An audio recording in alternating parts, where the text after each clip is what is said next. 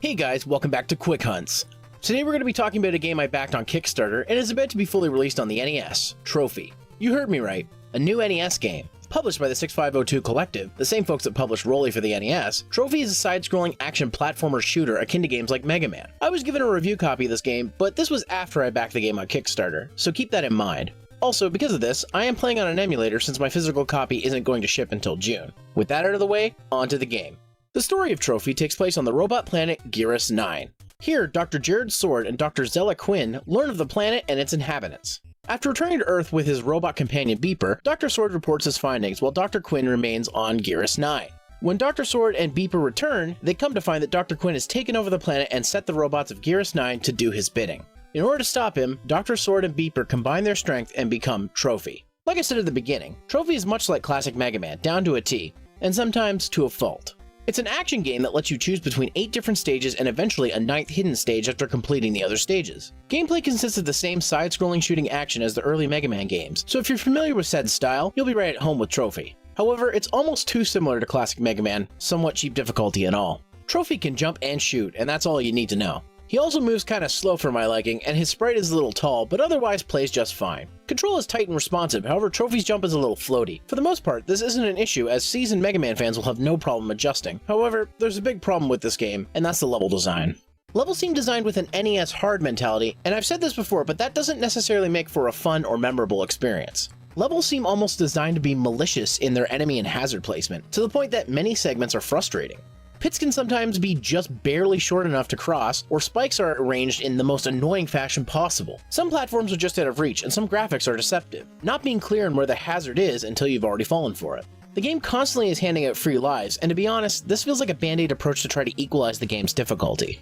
Luckily, the game does contain some unlockable power-ups, that while go away after a few hits, do come back after losing a life or when health is restored.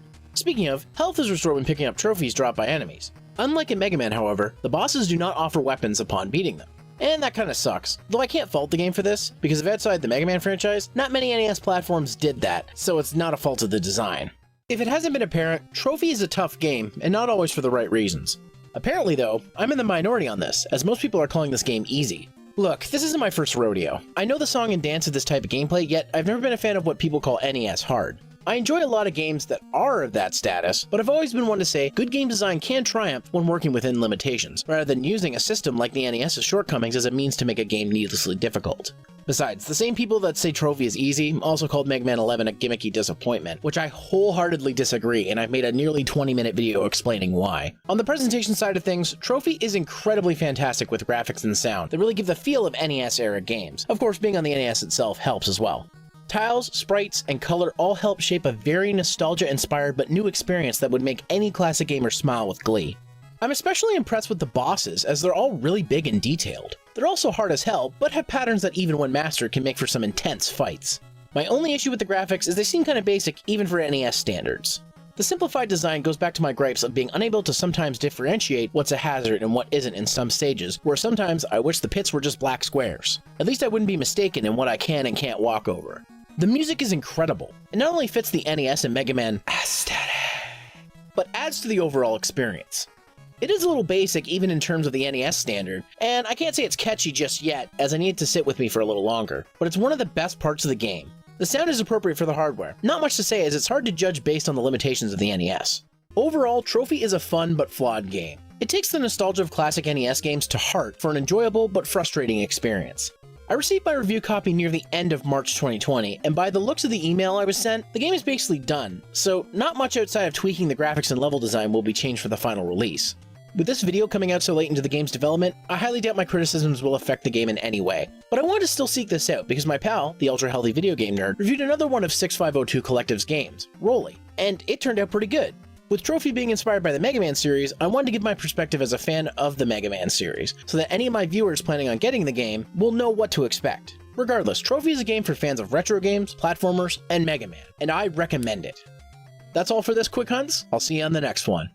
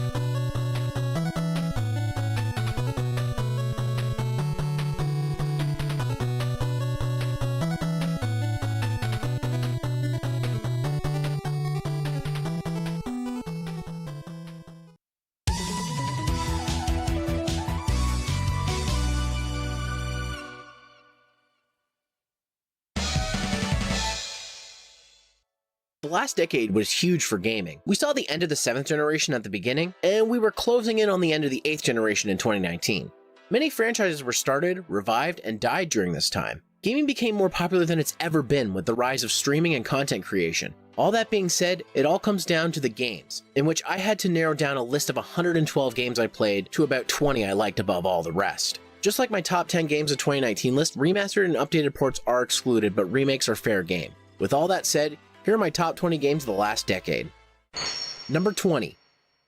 Bendy and the Ink Machine. I don't need to prattle on about how horror games have gotten a resurgence for better and for worse. There's a lot to choose from these days, and some games gain a popularity that can only be described as cringe. Despite that, Bendy and the Ink Machine was a fun game to play through. Now I'll get this out of the way. I didn't find this game all that scary. In fact, that's not why I wanted to play it. I was intrigued by the 1930s cartoon influence, the general art design, and the color palette being limited to beige and black, which added to its aesthetic. It was the puzzle solving and exploration that really got me into the game, where the horror aspects were more subdued. The story was engaging and kept me playing on. If you've been put off by the game's overzealous fanbase, you gotta ignore that and play this one. It's seriously one of the most fun times I've had with a horror game, even if the horror wasn't the focal point. Number 19. Overcooked. Overcooked is a love letter to anyone who's worked in a fast-paced kitchen environment. By that, I mean it's a party game that exaggerates the concept of preparing food in a restaurant. That being said, it is very similar to working in a kitchen, as it requires teamwork and cooperation to get through the vast amount of levels. And you'll need it, as this game isn't afraid to turn up the heat, making the problem solving more frantic. There is something to be said, however, for when you finally beat that level as a team. It's a sense of satisfaction and accomplishment that's also met with dread and exhaustion. No matter which way you slice it, Overcooked is a fantastic game to play with friends, and it ain't bad solo either. Number 18. Bloodstained: Curse of the Moon. This one is a repeat from my top games of 2018 list, so there isn't much more I can say about it. If you consider yourself a fan of classic Castlevania games and you haven't played this gem yet, rectify that now. It's super cheap and it's worth your time. Ritual of the Night is also really fun. Number 17. Fire Emblem Warriors. Fire Emblem is a series that I'll admit I haven't spent enough time with. Most of my time has been with Awakening and Three Houses, both fantastic tactical RPGs. When it comes to spin-offs, there's Tokyo Mirage Sessions, which I have yet to play, and my personal favorite, Fire Emblem Warriors. Combining the story and characters of Fire Emblem with the fast-paced strategy action gameplay of Dynasty Warriors, this game is leagues above the average Warriors spin-off title. Much like Hyrule Warriors, Tecmo Koei seems to have favored Nintendo when making Warriors games of their properties, to the point where this is one of the most polished and fun entries in the Warriors franchise, next to Dynasty Warriors 5 Empires, of course. Not to mention, the crossover of several different Fire Emblem stories, as well as new characters that are really likable. Seriously, Leona's my Fire Emblem waifu. If you want the full package when it comes to a hack and slash game, look no further than Fire Emblem Warriors. Also, can we get Leona for Smash? Please? It's not gonna happen, is it? Number 16.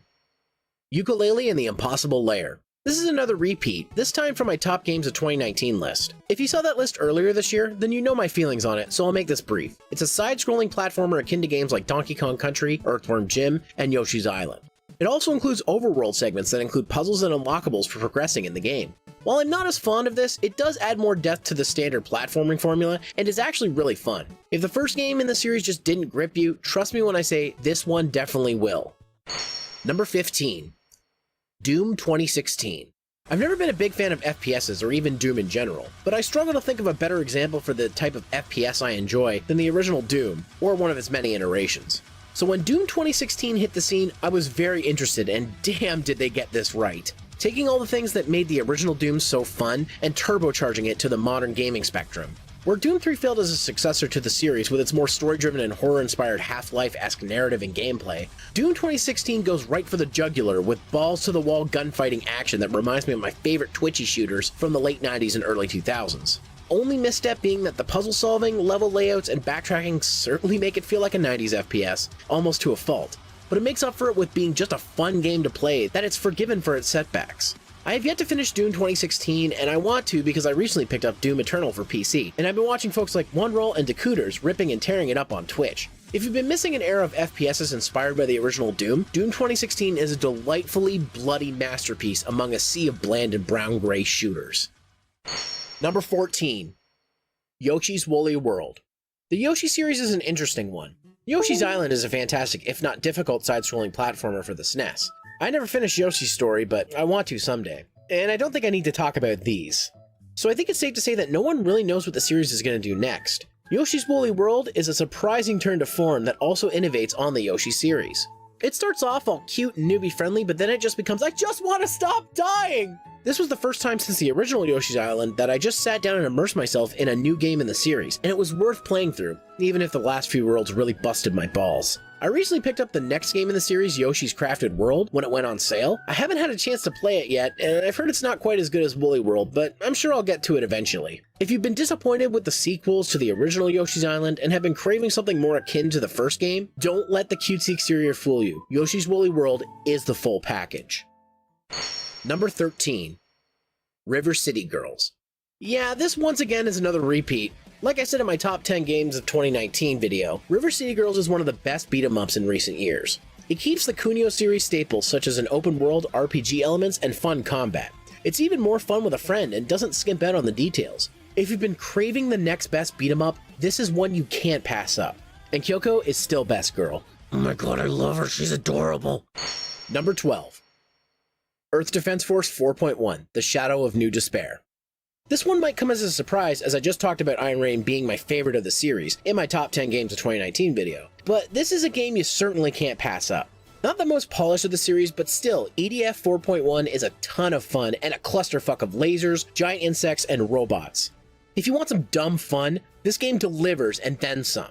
Like most games in the EDF series, it is prone to slowdown, glitches, and bad hitboxes from time to time, but you'll be having so much fun blasting through hordes of aliens that you'll probably excuse it. Iron Rain is the better game, but if you just want to hop into the action without getting too mixed up in the technical, Earth Defense Force 4.1 is a great place to start. Number 11. Super Smash Bros. Ultimate. It's the best game in the Smash series. Just play it. That's it. I got nothing else. It's just good. It's just fucking good! Liana for Smash. Number 10. Sengoku Basara 3, Samurai Heroes. I've talked many times for my love of the strategy hack and slash action games in the Warrior series, but in my mind, no series does it better than Sengoku Basara. While the series had a rocky start with the first entry that is insanely difficult and without co-op, and a decent second entry that just missed the mark, Sengoku Basara 3 Samurai Heroes is the game that solidifies the franchise for me. It takes all the things I love about the Dynasty Warrior series and expands on it, making for a fun game with lots to do. Later games in the series like Sengoku Basara 4 Sumeragi added a lot more content and modes, but the gameplay has never been as tight as it has in Samurai Heroes. If there's one hack and slash game to play, make it Samurai Heroes. Number 9. Undertale. I love RPGs, but outside the Pokemon series, I rarely finish them. 40+ hour quests just don't do it for me. They're almost too much for me, and yet I love them, even if I rarely finish them.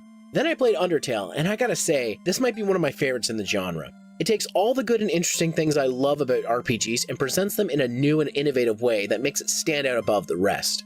A lot of trappings and issues I take with most RPGs, it masterfully shakes up in a way that's hard to explain in one paragraph. I know this game has been praised to death, and its fan base is just as, if not as cringy as Bendy's, but I can't help it. This game is just so good that I can overlook those things. I've only completed a neutral playthrough, and I'm aware there's so much more to discover in the other routes, but I cannot stress how important of a game Undertale is. If you haven't played it, please ignore the cringe and give it a try, because you'll be missing out on one of the best RPGs of all time. Number 8. Donkey Kong Country Returns. I love DKC. I grew up with the original trilogy as my first platformers, and I waited for the series to return to this format. So when Donkey Kong Country Returns came out, I initially wasn't a fan. Things just seemed too different from the games I grew up with. Once I gave it another go, I was able to see the game for what it is, and that it's a new fun take on an old formula. DKC Returns doesn't try to bait you with nostalgia and familiarity, it gives you something new and fresh that feels so right. It's not perfect, as the jump boost from enemies only sometimes works, hit detection is not perfect, using the Wiimote motion controls for certain actions like rolling and ground pounding is a little gimmicky, and the rocket barrel stages can go to hell, but I'd be doing a great disservice by not including this game on the list. I own Tropical Freeze on the Wii U, and I have heard it's the better game, but I haven't gotten very far in it, so I can't comment much on it. But if you like side-scrolling platformers and want to see the next evolution in the DKC formula, you can't miss out on Donkey Kong Country Returns. Number 7. Fortune Street. Do you like Mario Party? Do you like Monopoly? Well, stick them together and you get Fortune Street. Hey, bada boom, bada bing! Out of all the party games I own, Fortune Street is the one I've spent the most time with. It's a great blend of some of the best board games in a Mario and Dragon Quest package. While not as streamlined as Mario Party, it does offer a type of gameplay that's more satisfying and fun in my opinion. Buying up property, stocks, making deals with other players adds to a fun and exciting game that can last hours on end. The only things I wish were different is that the minigames were more frequent like in Mario Party, but that's a very minor thing. If you don't already hate your friends because of Mario Party, Fortune Street might be the way to do it, and you're going to have a blast the whole way through. Also, the sequel on PS4, Itadaki Street, is just as fun, but you'll need a guide to play it as it's all in Japanese, or in my case, Chinese. It's still good though! Number 6. Resident Evil 7. When I last covered this game, I'd only played the beginning hour, and even then I loved this game. Since then I have played through most of the campaign, as well as experienced it in VR, and I gotta say, I love this game even more. If you want the ultimate survival horror experience, play Resident Evil 7. It is my favorite survival horror game that has a perfect mix of horror and excitement, and it's even scarier in VR. Number 5. Overwatch. When it comes to the FPS genre, there's very few I enjoy. The Call of Duties and Battlefields are too generic and boring for me, and I've never been one for gunfighting in general. Color me surprised that I was actually into Overwatch. I've been playing this game on and off since beta, and it's easily my most played game in the genre. I guess I just like twitchy hero shooters with superpowers. This was also the first game I caved and bought into microtransactions, and it was for cosmetics of all things. Sure, you can play the game earning loot boxes without ever spending a dime, and for the most part that's how I played, but every so often I buy a loot box just to get fucked. The only downsides are that comp is bullshit, there's no crossplay, and there's no story mode outside of an annual event, which is odd because there's so much lore in this game, yet no story mode? Luckily the sequel is rectifying that, as well as Blizzard adding new gameplay content available to those who stick with the first game, meaning you'll still be able to experience the new content it has to offer before upgrading. I haven't played this much recently, but I don't doubt I will once we get closer to Overwatch 2. If you've heard the good and the bad about this game, just forget it and give it a play. Also, D.Va is a queen, and I don't care that Blizzard tried to scrub it from canon. She's a professional StarCraft player, and that's rad as fuck. Number 4. Cuphead. Cuphead was my top game of 2017, and there's not much more I can say about it than I already did. It's fantastic, it's hard, and holy crap, it's on the Switch now. I guess the only takeaway is, as time has gone by, I wish it had more levels rather than boss fights, but that doesn't mean I love this game any less. It's still a masterpiece of run and gun goodness, and I can't wait for a physical version to come out. Come on, Studio MDHR, Microsoft, Nintendo, make it happen. Number 3. Mega Man 10 and Mega Man 11. So this may be a cop-out, but I seriously had a hard time picking between these two. Both are expertly crafted games in the Mega Man franchise for different reasons. 10 is a fantastic throwback to Mega Man's glory years on the NES, with all the added features I would have wanted and less of the bullshit caused by limitations. And 11 is the next evolution of the series as it jumps into HD. This is surprising because both came out at opposite times of the last decade, with Mega Man 10 coming shortly after Mega Man 9 in 2010, and Mega Man 11 coming out near the end of the decade in 2018. Both are worth your time. I did videos on both games. They both sell at a reduced retail price, and if that's not enough to convince you, it's fucking Mega Man! Fucking love Mega Man! Yeah! Number 2. Pokemon Sword and Shield. The hardest decision of this whole video was deciding which Pokemon game would make the list. This decade gave us 4 generations, 3 remakes, and a ton of spin-offs, leaving me with a lot of options. But for me, it really boiled down to 2 mainline entries, Pokemon Black and White, and Pokemon Sword and Shield. I actually went ahead and replayed Pokemon Black for the first time in a few years, just to get it more fresh in my mind, and at the end of the day, while I love the 5th gen games, Pokemon Sword and Shield have been just a big step forward for the franchise that it feels like the better game. That's not to say I dislike any of the games from the last few generations, 7th gen being the only meh of the bunch. 8th gen just did it for me the same way 5th gen originally did, and then some. After 4th gen, I was going to give up on Pokemon, but then 5th gen fixed major problems I had with the previous. 7th gen didn't burn me as bad as 4th gen did, but it certainly was the low point for Pokemon during the last 10 years. I even considered putting Pokemon Go on here, and while it is to this day the Pokemon game I put the most hours in, it doesn't give me the same feeling as the core games do. I've rambled on forever about Sword and Shield, so there isn't much more I can say. Even before the expansions come out, I constantly have been going back to play Sword to do battles, events, and raids. I hope that only keeps up when the first expansion drops in June. If you have a Switch and you're still butthurt about the Dexit, get over yourself and pick these games up. You're only cheating yourself by missing out on the best entries in the franchise. And if you still don't like it, fine. At least you tried it. Number 1. Monster Hunter World. Is anyone surprised by this? My top game of 2018 is, of course, also my top game of the last decade, Monster Hunter World. I've already gushed about how this game is a massive overhaul and improvement over every previous entry, and with Iceborne it finally adds G rank, now known as Master rank, as well as a ton of new monsters, new areas to explore, and new events with more content coming out as the game updates. As of this recording, I have completed the main storyline of Iceborne, and I'm working on the post-game content. I also now have a much beefier PC, so eventually I'll be starting this game from scratch all over again to play it on there as well. If you still haven't been convinced that this is the game to play, Monster Hunter went from a weird niche series to one of Capcom's most profitable franchises. I don't care what platform you choose, you gotta try Monster Hunter World. It's not only the best game in the franchise, but in my opinion, it's the best game of the last 10 years. Wow, this video ended up taking me much longer than I expected, and it was no easy feat. With a plethora of games available in the last 10 years, I'm sure my list differentiates from almost anyone's. I'm curious to see what your favorite games from the decade are. Please leave a comment going over a few of your favorites. Seriously, I want to know. I didn't play every game from the last decade, and I'm always looking for new games to play, so I encourage you to let me know about what I missed. In any case, I hope this video opens some of you up to more games to try out, and who knows, maybe one of these will be your next gaming obsession. In any case, thanks for watching this video, stay safe, and I'll see you at the start of 2021 to talk about my top games of 2020.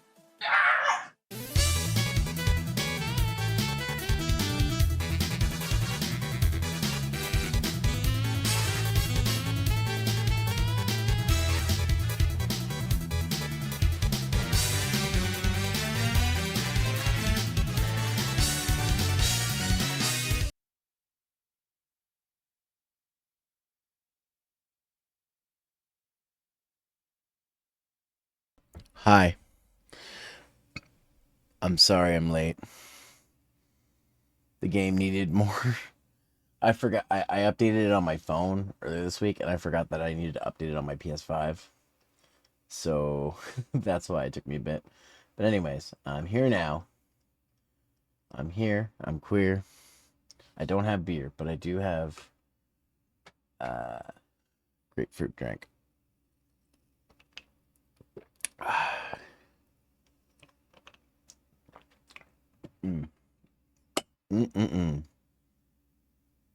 All right.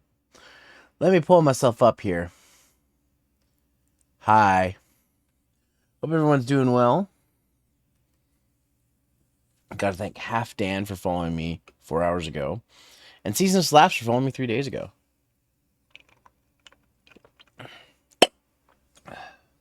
We're getting close to that 1,700, guys. Thanks for all your support. But anyways, it's time to start 3.0 and see what all the hubbub about this new Herta is, or the true Herta, the Herta. So let's not delay any further. Let's just get right to it. All right. This is the Herta.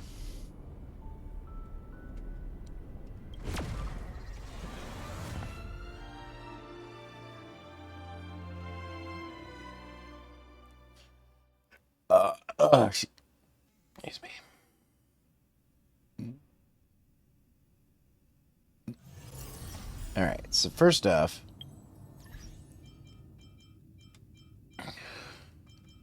we got some daily stuff to do first. Okay. Yeah, claim all. Dispatch again.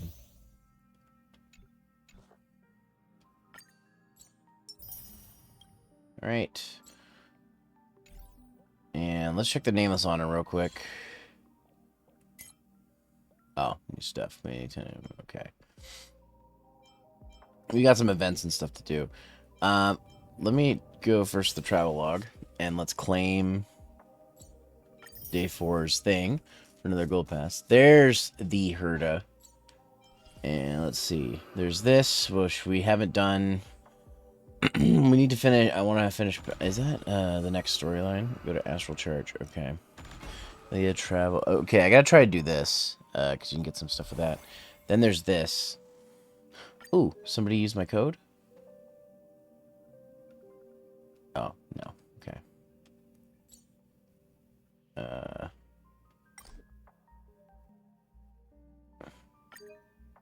Oh, this just opens the website. I'll have to check that on my phone because it doesn't seem to be opening properly. Alright, Aptitude Tricky. Let's try out the Herta. Let's try her out.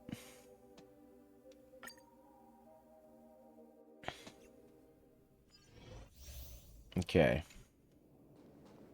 Let's see. Oh, she has like a magic wand.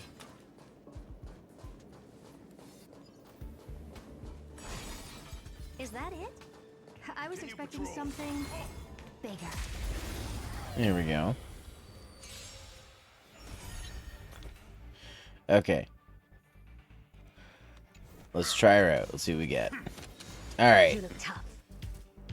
Okay. Blast that hits all targets. Okay. Open sesame. I love her outfit. Oh, and we have the robo the doll Herta with us too. That's funny. It's not a mono ice team because we do have a. Let's try her alt. Curiosity is a dangerous thing, you know. Are you calling me dangerous? Endless riddles. Nothing but a void. Time to twirl. Does she have a follow-up like the regular Herta? Hold on. It's Do too much. you know who I am? This big diamond! It's all yours! Time to twirl! Expand your thinking. Watch it crumble. She's pretty good. Alright, so Pella. Let's do this. Alright. Let's use Pella's ult. Enemy data secured. Net markers activated. Time for a good old counterattack.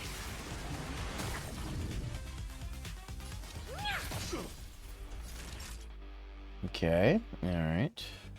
Let's use single attack, and let's use it on you. Nap time. Never seen perfection before. Open sesame. Time to twirl. Okay. Curiosity is a dangerous thing, you know. Endless riddles. Nothing but a void. She's pretty great, though. I like her. Alright. So let's see.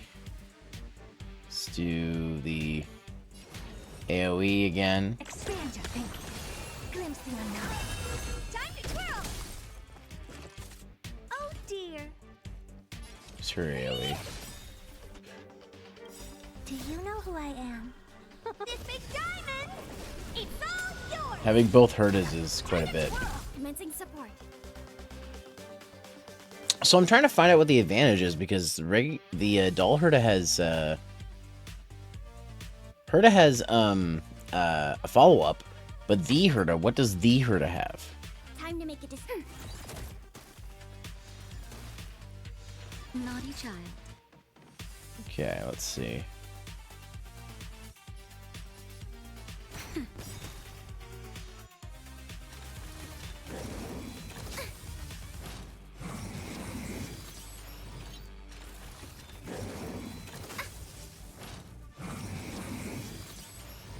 I don't have time for games. Open sesame.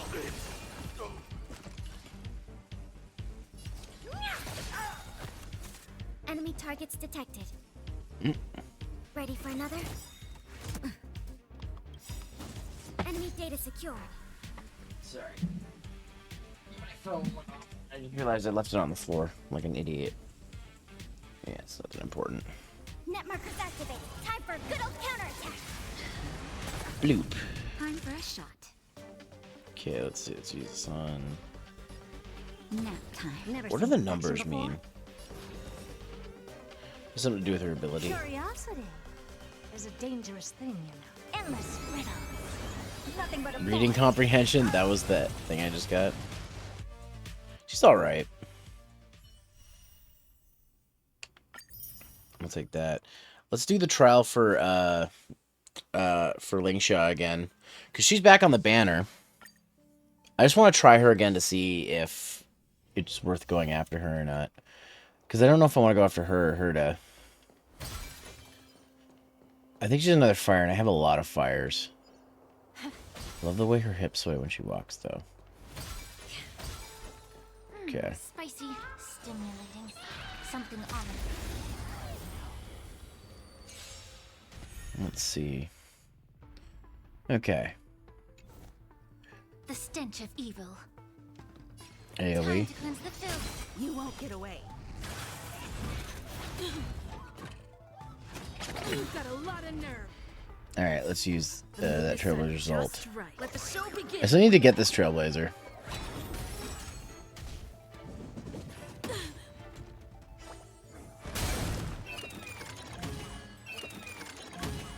Take your positions. Okay, let's try this. The truth burns clear as a flame. Everything in this world is bleeding. You won't get away. Alright. Dreams do come true.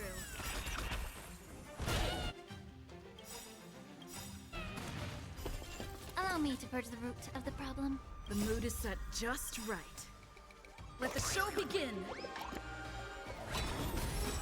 Perhaps you still don't understand. Humanity never conceals its desire to control the heavens, and I'm no exception. Be of pure body and mind. Enemy targets detected. And they always put pellet in these, don't they? Stay in step. Enemy data secured. Net markers activated. Time for a good old counterattack. There we go. Okay. Let's improvise. You won't get away. I have something for you.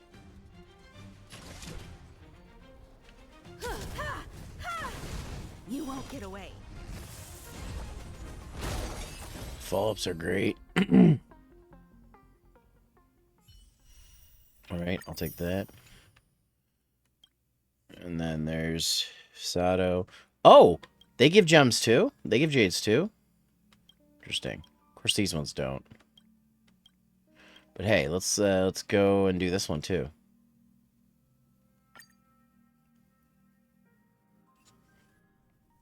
Hell yeah. I've seen a lot of stuff about Fazzato recently. Is it Fazzato? Or Fixato? Let's see.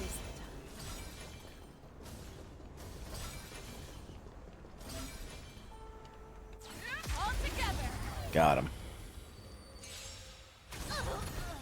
Wow.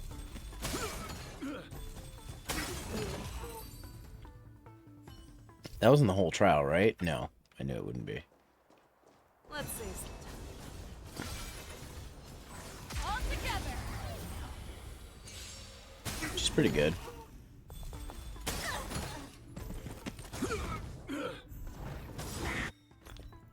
Okay. Well, now that I actually get to use her. One-on-one.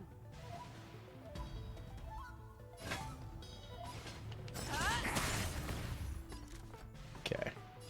Who will it be? Too slow. Ready to shine. Hell yeah. Step up, let's see ya. She has her ult, so let me just use that. I venture forth to hunt. Forever. Triumphant! Check. Victory is inevitable! Okay. The fearless knows not fear. Who invited you? Yeah, who invited you? I won't do. I could take 10 of you. I bet you could. Everything is ordained by the stars. Those stars give these trailblazers your blessing. Okay, let's see. Yeah. Time to show you what I can really do. Azure Dragon, White Tiger, less cards. Watch this! I venture forth to hunt. Forever. Triumphant! Victory is inevitable!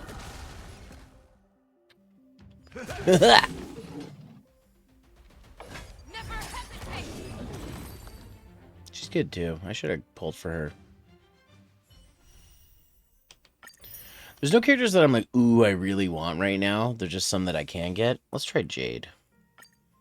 I think I played her trial before, but let's do a refresher.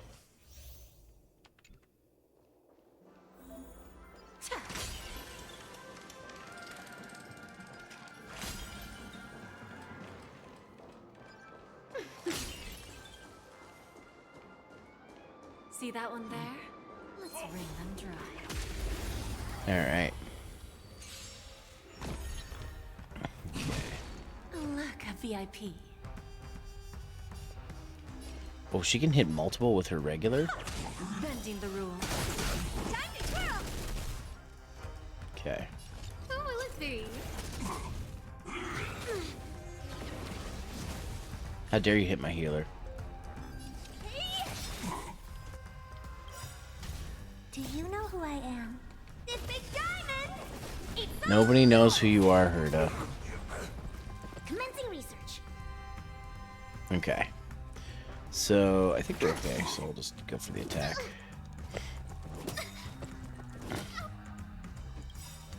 Everything is Let's use ordained haste by on the everybody. stars. Oh, stars, give these trailblazers your blessing. Maybe we'll get another turn moved up. Let's try her ult. We have a deal. There's no backing out now. Oh yeah, I remember. She gives steppies. Time to twirl! Do you know who I am? This big diamond! It's all yours! What's her support do? It like boosts, I guess. Might as well go for the attack though. Who's the little backstabber? Time to twirl! No manners, huh?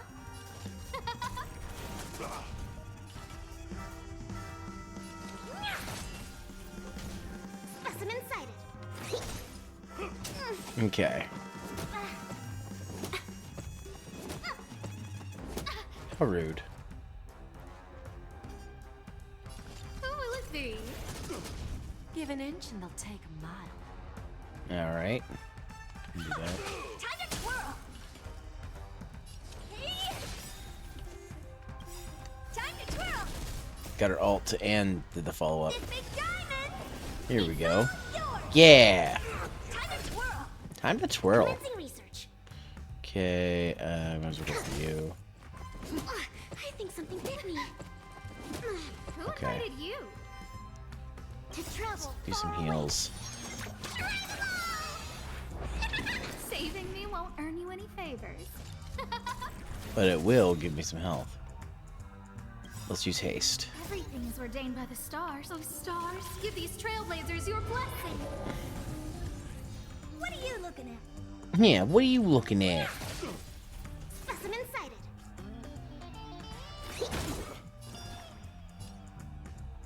Okay. Time to twirl! We have a deal. There's no backing out now. For me or you. Self-inflicted misery. Here we go. She's pretty good too. I should have pulled for her. If she gets rebannered, maybe I will. Okay. So I think, guys, I'm going to go ahead and... Well, actually, first, let me just check this. No. Okay. I'm going to do this real quick. Let's go for some Crimson. And let's go for Abundance, because I haven't done that in a bit.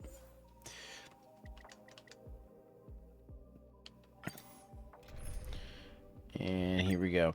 So I did take Bilo out of my team just because she really wasn't, like, doing as well as Lofu was. For an end to strife in the world. Oh, shit, right. I want to auto-battle this. Fascinating. These are just daily, so I'm going to auto-battle them. She wasn't doing as well as... Sorry, Laucha. But I am going to work on Bilo and build her up a little more. Burns to ashes! And we'll go from there. The dead return! The dead return! Stars echo. Eternal sleep is not the end. I think I could do his voice. I still think I can. Eternal sleep is not the end.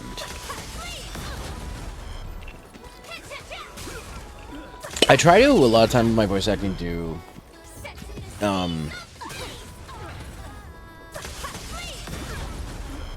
older, more mature guys, or, like, adolescents. Or, like, younger guys, like, I guess guys between, like, the ages of 20 and, or 18 and 18 and like 50. I can do older folks as well, but I'm that's usually where my comfortability in doing voiceovers is. So let's do that again. Something like a that's just my range, like eternal sleep is not the end. The dead return.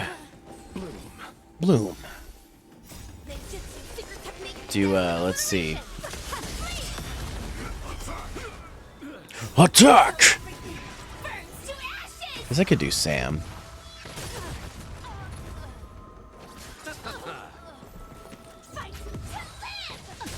I probably could do Sam if I tried really hard.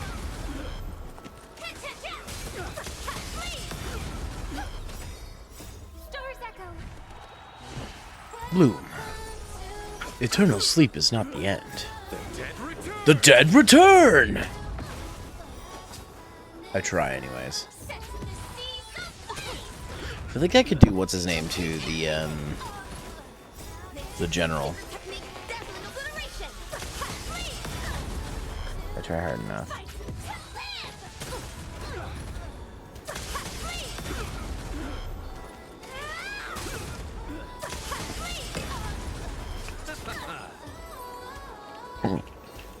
Alright, so that's all the dailies done. I think. Wait, did I do 160? Or 120? So I forgot they upped the amount you can get daily now. In terms of stuff, so it's 300 now, so yes, I did do it. So let's go back to here. Claim this. Okay, that's 30 more jades. Let's claim what we need on here. Claim all. And you know what? Let's synthesize consumables. Let's just do that.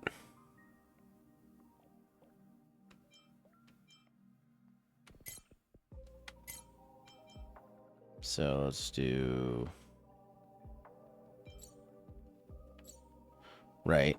So how do I do... Oh. Let's do 10. Synthesize. And then claim that. And that'll get me up to that. And I'm close to 10 on that, on the new board. So, getting there. Alright, let's do it to the achievements. Let's claim that. Reading comprehension. Which I thought was a funny one. And then I have... claim all on this, I guess, too. Okay, so let's go to Warp. I have 95 golden tickets. I almost have 100. I can almost do 100 pulls. So let's hit L2 for exchange. Once I do a couple of these, I'll be able to buy more of these. So, because I'll have Ember. Well, not Ember, sorry, Starlight. I've got no Starlight right now, but if I get 20, I'll get enough to do more pulls. So, we have an ad coming in just under, in like 2.5 minutes. So I'm not sure if I want to start doing these polls yet or not. Oh, that's why they're there. All 3 of them are available on the rebanner. So, okay. Brilliant fixation, huh? Yeah. With my luck, I'll probably get enough to just get Herta, and then I won't be able to get anybody else, but you never know. I also have 110 pull for this. What I could do right now to maybe get some Starlight back. You know what? I'm going to do that real quick. Let's do one of these for this.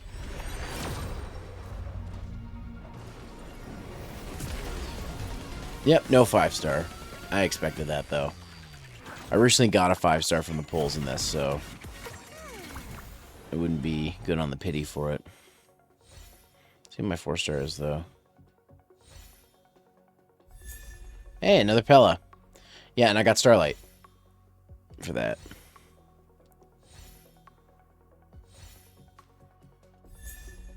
And I got more Starlight for getting another Chinkui as well. Actually, I do want to I think Pella's maxed, so I can't do any more with that, but let's just do it to the exchange real quick. And good Starlight. So I can do one more of these. Yeah, so now I'm at how many? I'm at 97. So I'm 3 away from 100. So if I do a few pulls and I get some Starlight, then that could be useful. So, but before we do any pulls, guys, an ad's going to happen in literally a minute. So what I'm going to do real quick is I'm going to go to the washroom. And then once the ad is played through, we'll go ahead and we'll start doing the pulls. Does that sound good? Well, I hope it does. So anyways, yeah. So we're gonna do a quick ad break here in a moment for me to go to the bathroom. And when we come back when the ad break's over, we'll go ahead and we'll do try to pull for the Herta. So yeah, anyways. The countdown for the incoming is nearly done, and the actual ad's going to happen here soon, so I will be right back, guys.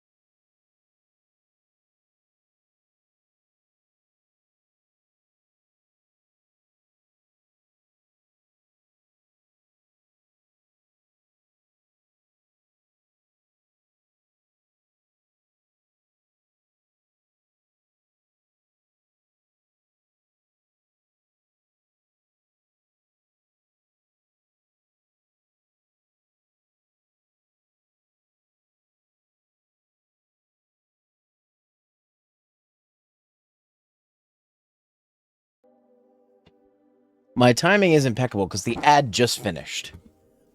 So while I was peeing, I was thinking, um, this banner has Herta. The Herta is the main 5-star. This one has multiple. Do you choose them, or how's that work? Oh, you get to choose which one. Okay. Well, all 3 of them are pretty great. Let's try for Herta and see what happens. As much as I like kind of want to go for one of these gals, like, oh, they're all really great though. Okay. Well, let's try to go. See, I want to know what the difference is because it seems like the 4-star Herta is better than this 5-star one. Just in my opinion. Let me just see. Differences between Herta.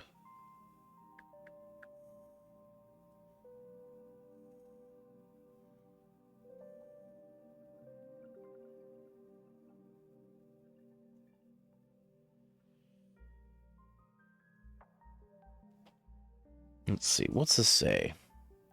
I don't quite understand. She's ice.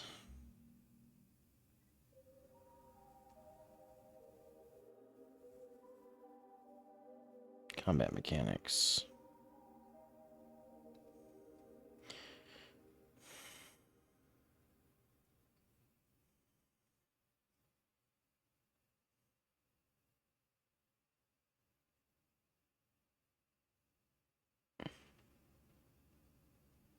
Because part of me is like, maybe I should pull for the other ones. You know what? Herta's the new character. Let's just try to do it. So let's not delay any further. If I get her, then I'll start pulling for the other ones. But let's do it.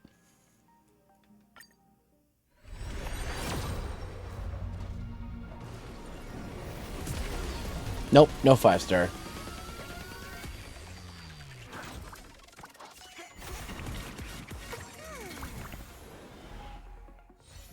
Okay. Oh! I didn't have Moe's, so I got him. Oh, he's the hunt? Okay, cool. And he's an electric. So now I have him. And apparently I got some new ones too, some of these light cones.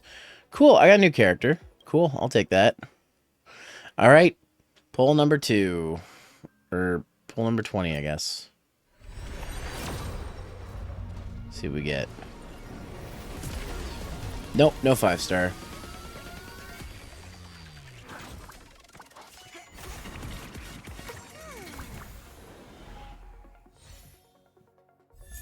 I got another one of him, so I got some Starlight for that.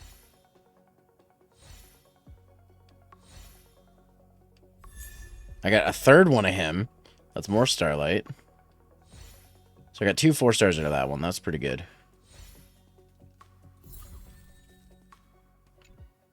So let me just really quick. I have enough to get one more of these. Okay, so I gotta get 2 more to get another 10 pull. Alright, 10 pull number 3.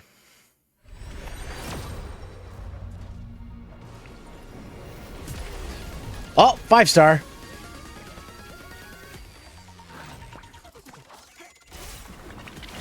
Let's see what we got, ladies and gentlemen, and everyone else. Okay, collapsing sky. Got embers for that.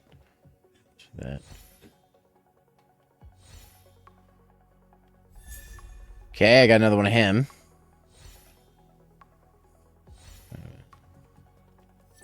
Alright, what do we get? Oh, Welt! Damn! Well, we got a lot of Starlight for Welt, actually. Oh, man.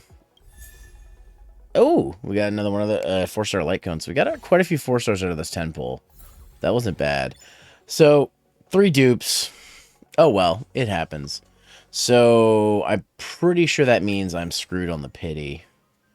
I might not be, though. Let's see if I can get 3 of these, so I'm going to go ahead and do that. Okay. Okay, 10 pull number 4. Let's see what we get. Probably not going to be Herta, because the likelihood of me getting a 5-star is pretty low. Yeah, I figured.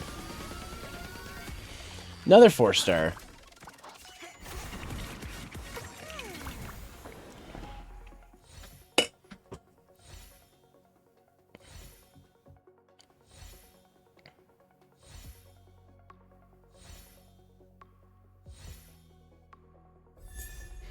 Okay. Got some Starlight for Asta. I can power up my Asta. Power up my Asta. I'm not funny.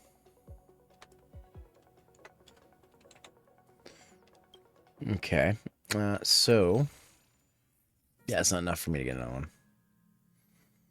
Alright, number 5 or 4. Yeah, this is 5, I think. Alright. Because I've got over 100 now. 4-star.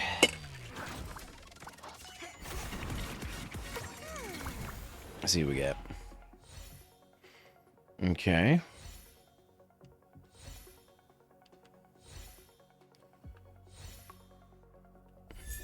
Okay.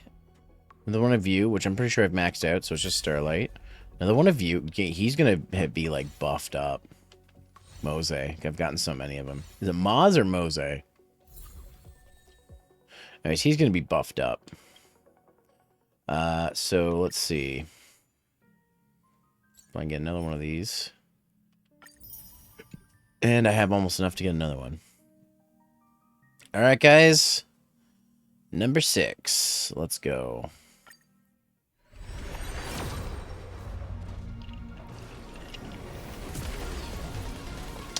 no 5-star.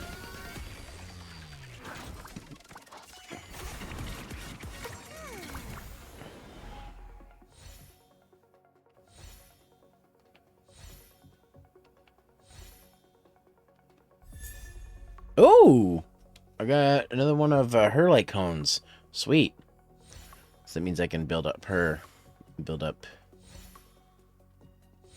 Yeah. Okay. Okay. All right. I don't think I got enough. No. Oh, I do have enough. Okay. Okay. All right. Number 7, guys. Let's go. I think this is 7.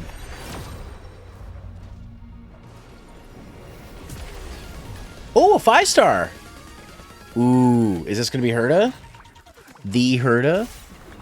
Guess we'll find out here in a second. Or did I get screwed again? It probably isn't because of the color of the door. This is going to be another fucking welt, isn't it?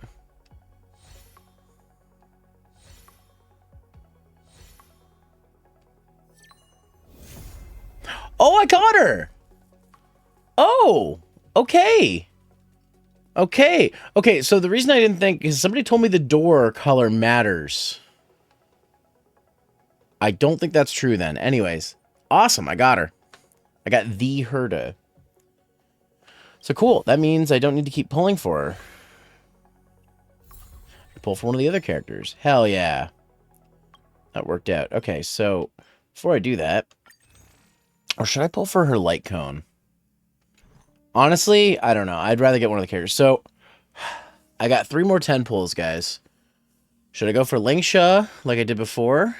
Maybe get my redemption? Should I go for, Feiyao? Or should I go for Jade? I like these 2 the most. I mean, I like all 3 of them, but I like these 2 the most. I don't have enough of these, so maybe I'll go for Feiyao. I should do the Lingsha Redemption, but I'm going to go for Feiyao, I think. Yeah, let's do it.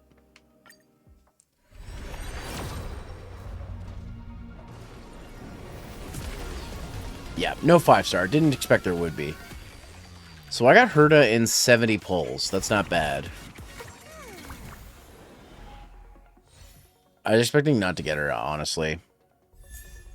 Alright, I'll take another Asta, more Starlight. More Starlight means more gold tickets, so...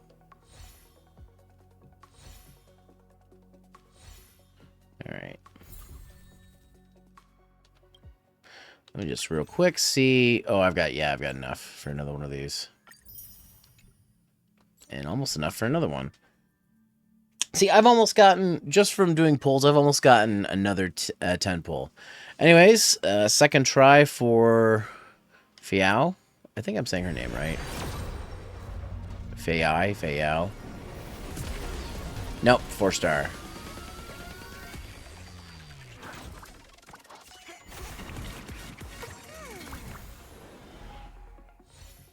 Okay, void. Alright, got another asset. That's another 20 Starlight that I can use for another pull.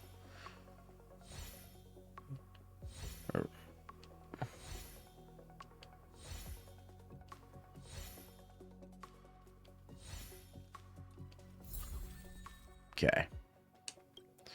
Alright, so let's do this. So this is my last 10 pull. Will I get lucky and get a 3rd, 5th star, 5-star with a total 100 pulls? Probably not, but let's try it.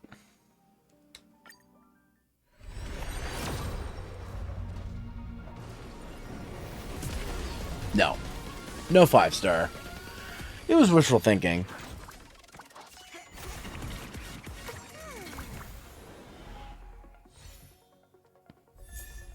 Okay, I can do more of that.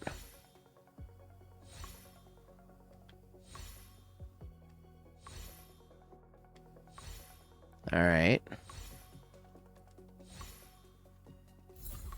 Okay. All right. Well, I don't have enough for another 10 pull, but I do have some stuff I can do to try to get more jades. Oh, did I get something on the Nameless Honor? Oh, right. I forgot about that. Alright, so let's claim all. Oh, I've almost got enough for another silver ticket. Sweet. Okay, let's take a look at this here. I want to check this out. Hero's Journey. Okay. Defeat 3 fairy warriors. And okay. Alright, confirm. The Trailblaze. Upon entering, casualties will invert revealing things before the long events will skip progress of Trailblaze mission from previous world, which may affect your understanding of the story. Whatever, let's go.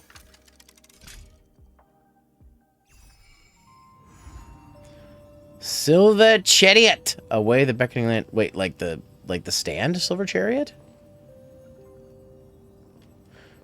What have you got?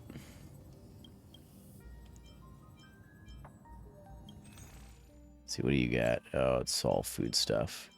I might as well get all of this, because I've only got a day left to get it. And I've got the money.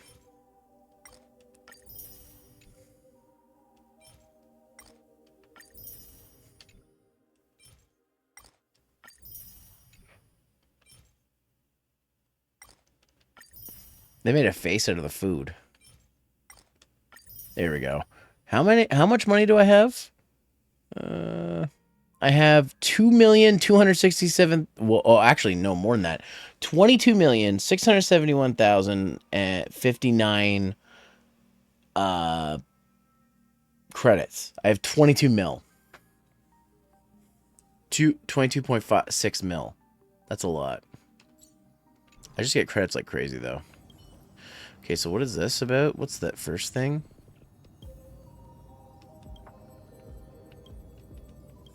Okay, so where do I have to go for this? So let's check the map.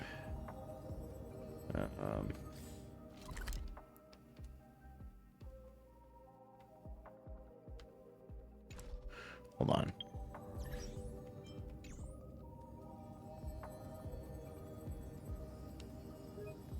Whoop, that's not what I wanted to do.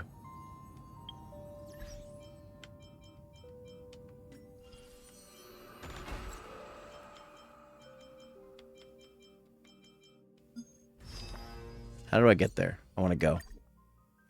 Currently accessible. Please continue to progress in the... Oh, I can't do these because I'm not far enough in the game. Of course. What about the Rite of Divines? Can I do any of these? No. No. So I can't do any of these. What about... Well, that's that. I did the aptitude showcases. I don't suppose I get anything for these ones. No, I don't. I should try out Mose to see how he is, but I'll do that later. Okay. Memory of Chaos. Oh, I suck at these. So I'm probably not going to do that. Camping in the Snow. I still need to do that. I have so much I got to do. Simulated Universe stuff. Unknown Domain. Brain injuries which begin the next chapter of this episode. Okay, so I don't want to do that yet. So maybe I just do some more Penacony stuff. Gift of Odyssey, already did that. Universe, Human Comedy Research topic is about to wrap up. Get double. Okay. Can I get double right now? Or I thought I maxed this out. I did max it out, so I can't get double. Okay, well. I already claimed all these. Yeah, I gotta wait. I gotta wait for that one. Let's see. There's gotta be something I can do. Let me try... Let me check these ones. Cosmic Home Design. Yeah. Didn't do that. I can't do that one. Luminary War Dance. I thought I completed the War Dance. There's more her stuff I gotta do. Can't do that one yet. Can't do that one yet. Can't do that one yet. Do that one. Can't do that one yet. Just fantastic. That one. It keeps like... The exhibition I'm gonna do. I gotta do more of the Foxian Tales. Can't do the Atheum Wars yet. I gotta finish these. Phased rewards. Yeah, I haven't done it, all of these. That one wasn't that great, though. What is this?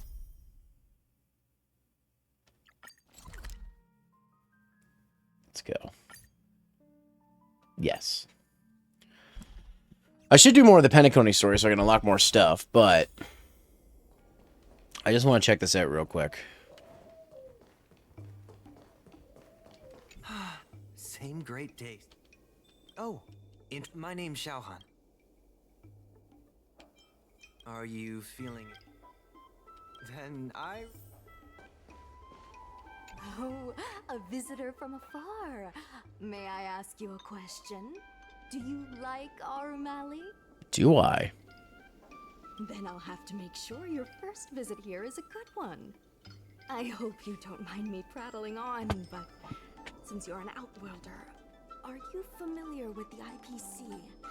Do you know if it has a good reputation?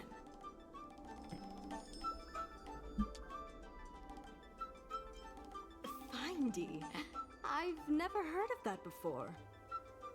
Anyway, Also, sounds like you know as much I have about hickory them as I sticks. do.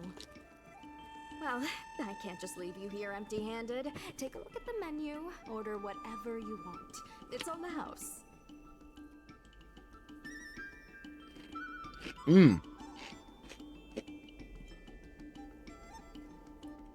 Mung bean soda, ew. Alrighty.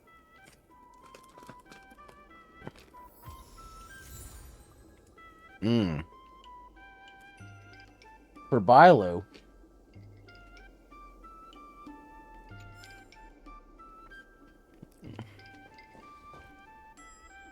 Let's see. There's Bilo. So, is there anything good?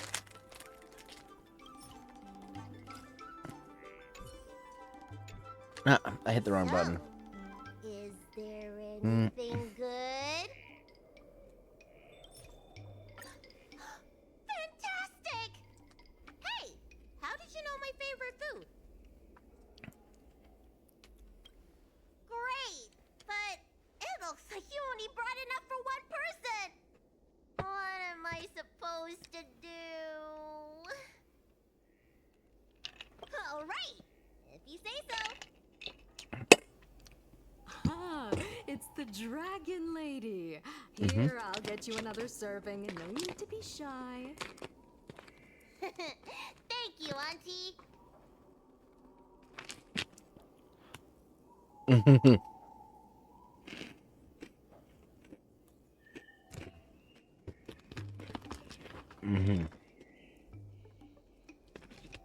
Bustling night market, hell yeah.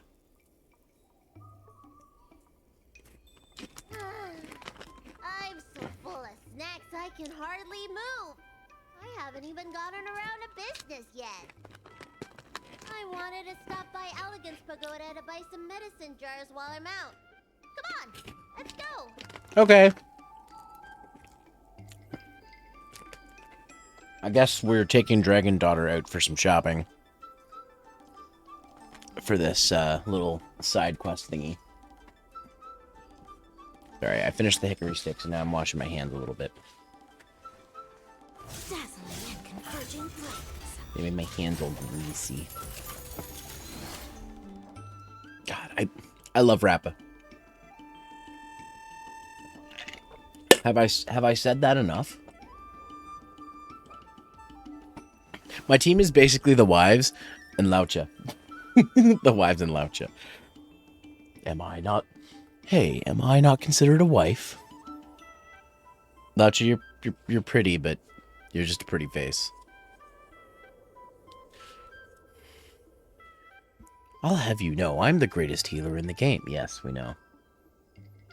Alright, anyways. Let's get back to business to get that shit. Hey, what's going on at the dock? What, the dock? Some of the dock workers got into an argument with the IPC folks. Oh, great.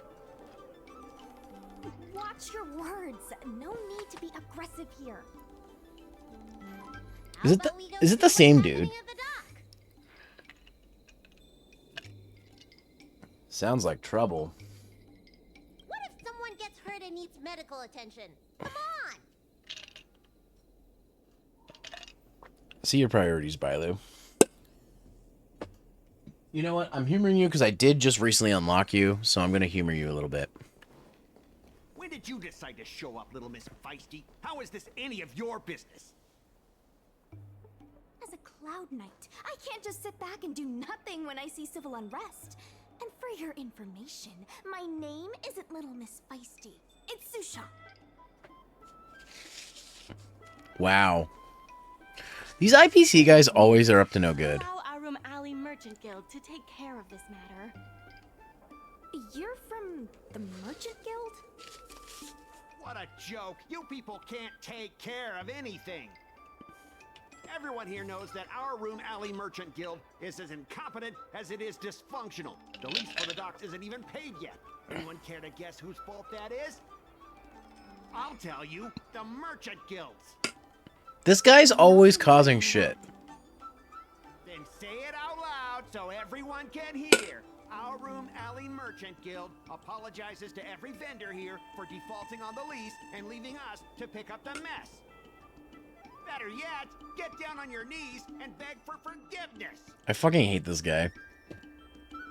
This guy sucks. I agree. You're being completely unreasonable. Why can't we talk this over? I'm not being unreasonable. I'm making a friendly inquiry. When will the IPC receive its lease payments? I love how they always gave him that squirrely voice, too. Like, they knew they were going to make him that. So, guys, I'm going to try a new drink. It's a watermelon and lemon drink.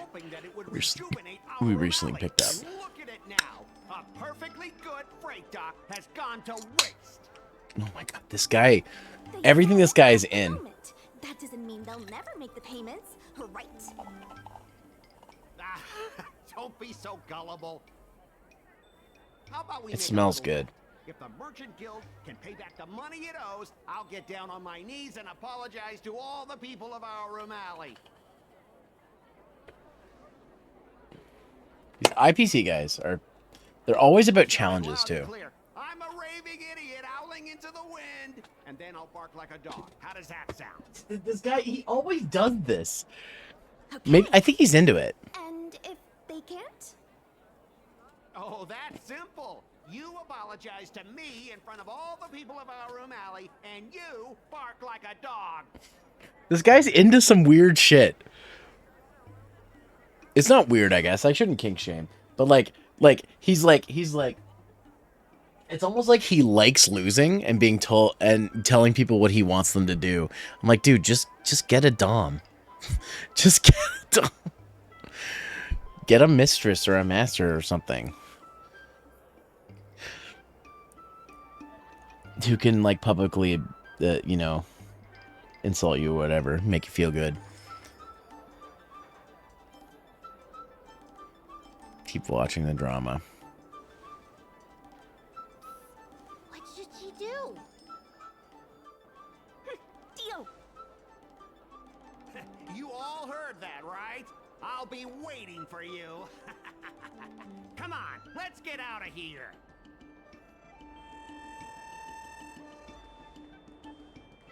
That guy's always about making dumb bets. That's what's so silly. Shushong, Miss, how are you, my dear? There's no reason for you to take such a bet. We're the ones who dragged you into this. It's okay. Seeing that arrogant sneer on his face made me sick to my stomach. Yeah. I had to do something. We appreciate you sticking up for us. But this... Standing up for what is right, mad respect. Now that I think about it, if I lose the bet, it'll reflect badly on the Cloud Knights. But you can't give in to bullies. You won't lose. My name is Ming-Shi. I'm the secretary of Arum Alley Merchant Guild. Most people just call me Miss Secretary. This leasing dispute is between the IPC and the Merchant Guild. You shouldn't have been dragged into it.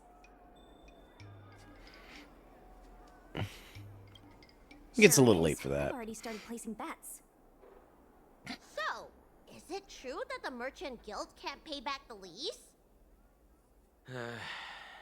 Miss Secretary, just tell it like it is. As things stand now, the Merchant Guild is in no position to pay back the lease.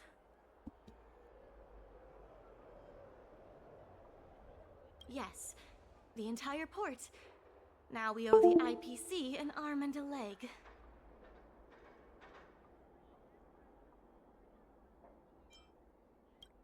If we make the businesses more profitable, then maybe we have a chance of paying back the IPC. If we cut costs and tap into new revenue streams, we can turn things around. A lot of vendors in Arum Alley don't want anything to do with the dock, though, so it may be hard to find new sources of revenue. What about cutting costs? Cutting costs means reducing expenses. As you can see, the dock isn't even fully utilized, and the workers, well... Hey, don't get any funny ideas about laying people off. Miss Secretary is just helping us think of ideas. But if you ask me, I think our ordering system is rather inefficient. I'm sure we could reduce our costs if we found a way to improve it.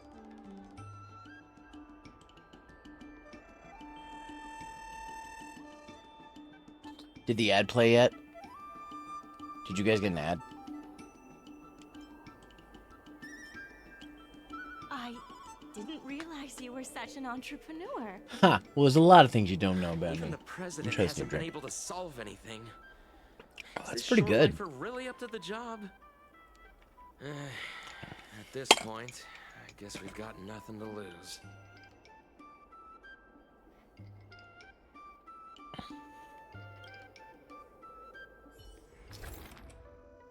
Okay. Oh, we have to do like flower arranging and shit? Interesting.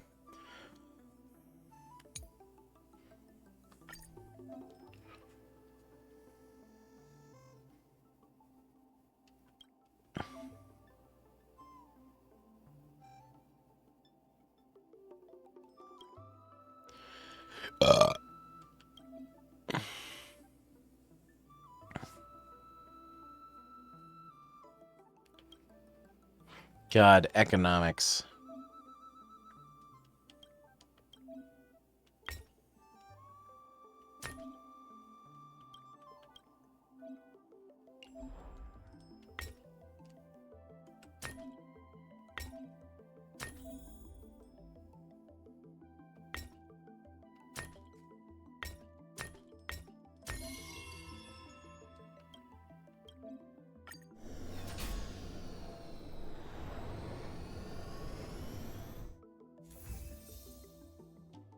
$11,000. This will certainly save us on shipping costs. Isn't this a little unsafe? Don't worry.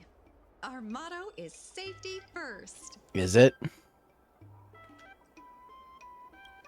Jeez, don't get too full of yourself. Impressive, but if you ask me, inventory efficiency isn't enough to save us.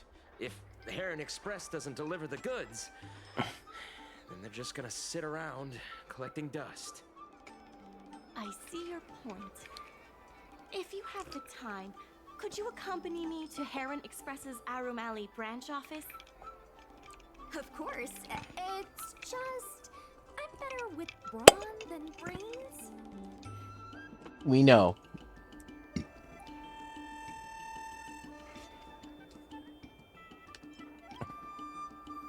Alright, well.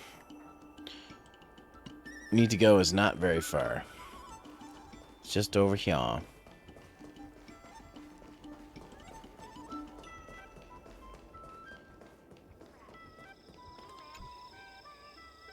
Mr. Jungfung? Why, it's Miss Secretary. And who do we have here? God, listen to those crickets. I'm Sushang of the Cloud Knights. I think you already know the little girl with horns on her head. And this is... I'm the savior of Arum Alley. Good to meet you all. Miss Secretary, I heard you made a bet with the IPC. And if you lose, you have to bark like a dog? The word got out pretty quickly, huh? Those Outworlders from the IPC are the worst. How did you get bogged down with them?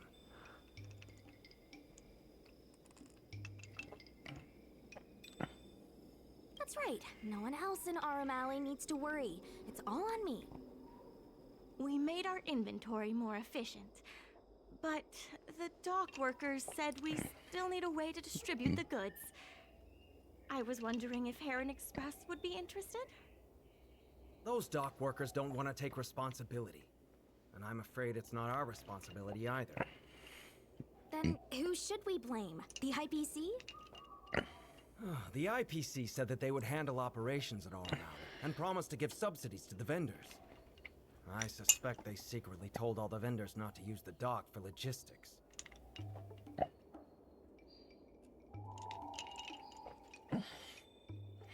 Sounds like the IPC set a trap for the Merchant Guild. We can only blame ourselves for letting them get away with it for so long. If we can't pay back the rent, the financial damages will be manageable, but the reputational damage will be irreparable. If the Merchant Guild loses everyone's trust, it'll become an empty shell of its former self. And without the Merchant Guild, the IPC will have no competitors in Arum Alley's business district. The IPC wants to turn this place into a big logistics warehouse. By then, the food hawkers and used goods stores will have to move away. Man, fuck the IPC. No more Arum Alley? Correct. The physical space will still exist, but the Arum Alley we all know, its fragrances, its bustling tourists, will be nothing more than a memory. Let's not get ahead of ourselves. What are we gonna do about the matter at hand? On the logistics side, we can reduce costs by making sure the delivery routes are planned efficiently. Mr. Yungfeng, please allow our friend to try her hand at it. She has some skills that could prove useful in this area.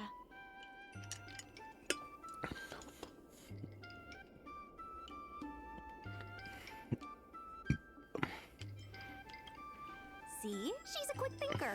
Mm-hmm.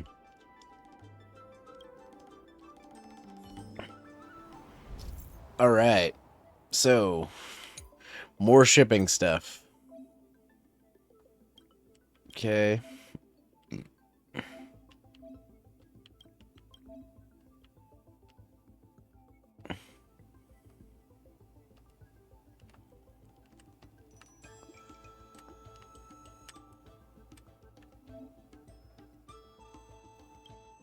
Oh, this is, you know what? You know what this reminds me of? Is how I learned binary.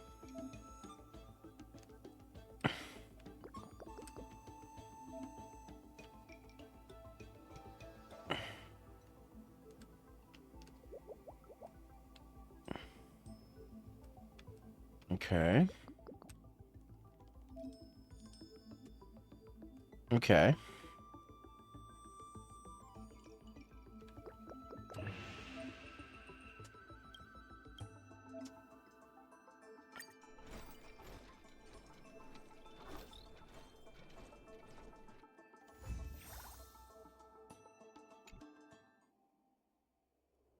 With these routes in place, logistics costs will be reduced significantly. I knew it! You're the heroes who can help us revitalize Arum Alley. Now, can you tell us what really happened to Arum Alley?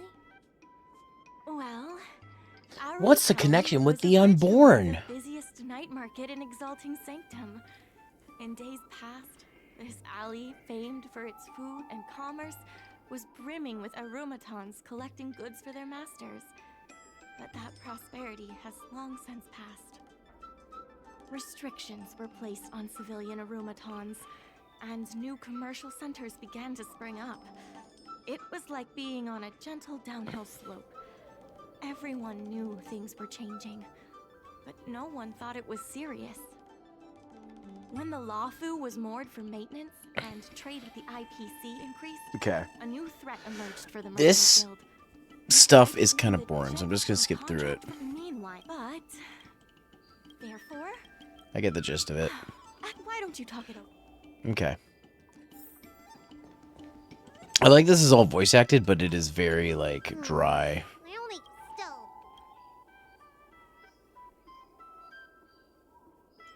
So what?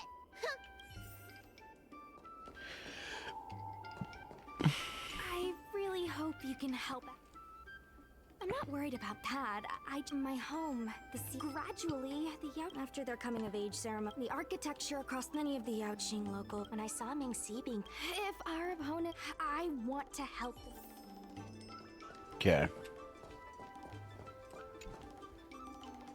What do you think? Great. Okay. As quick as we can.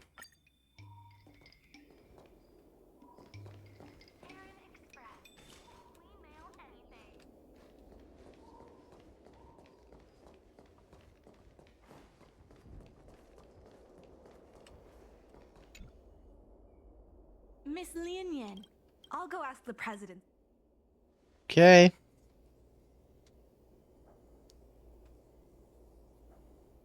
Do this one and then I'll maybe get back to Pentagony stuff because I don't want to waste everybody's time. The president trusts Miss Secretary. Okay. Alright, so.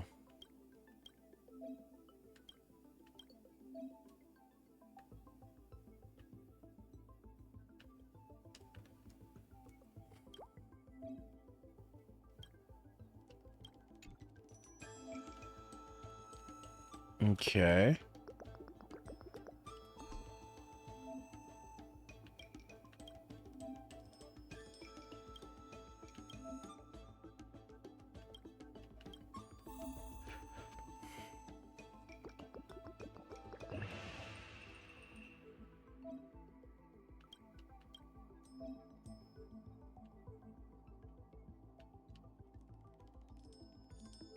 Oh.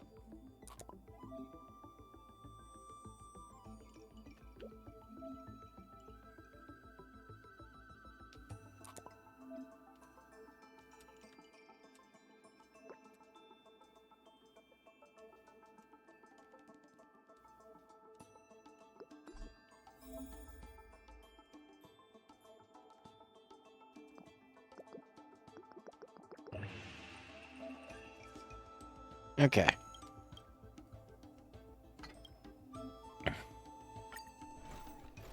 Alrighty. Shipping. Yeah, let's get the little tiny birds for shipping. The president acknowledges your expertise. Aram Ali Mer. You'll be able to. I keep.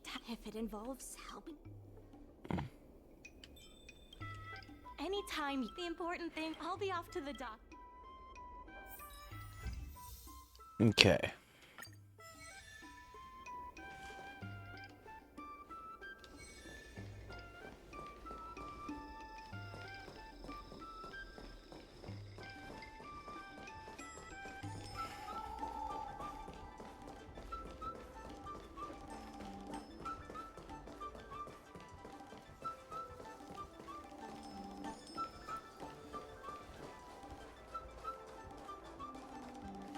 Now that you're here,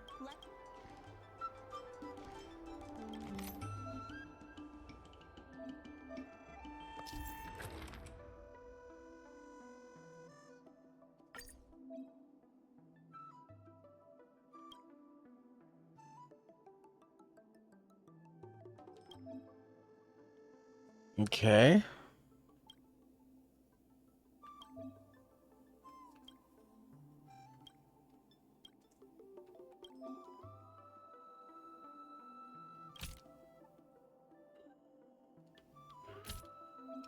Okay.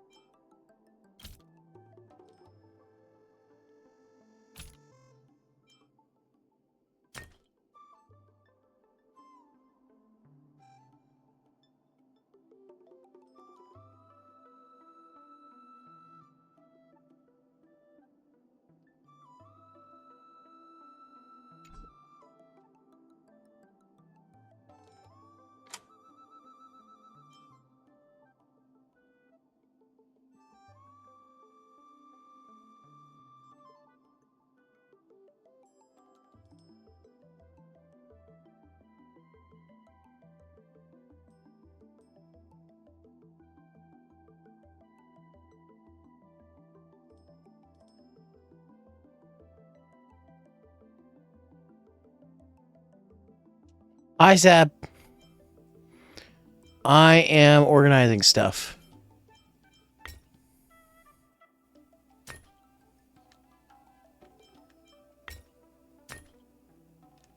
Hmm.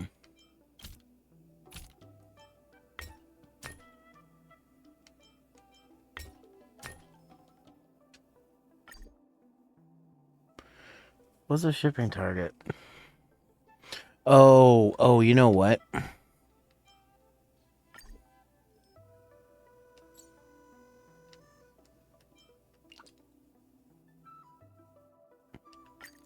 Yeah, let's start over. Okay, so I need to do now.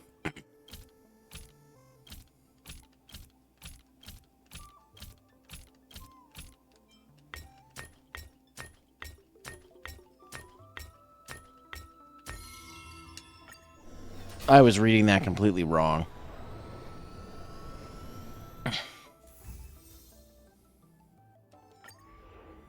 Okay. So this one...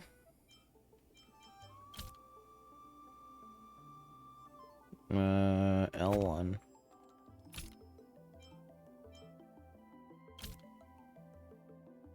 Yeah. Sorry, L3.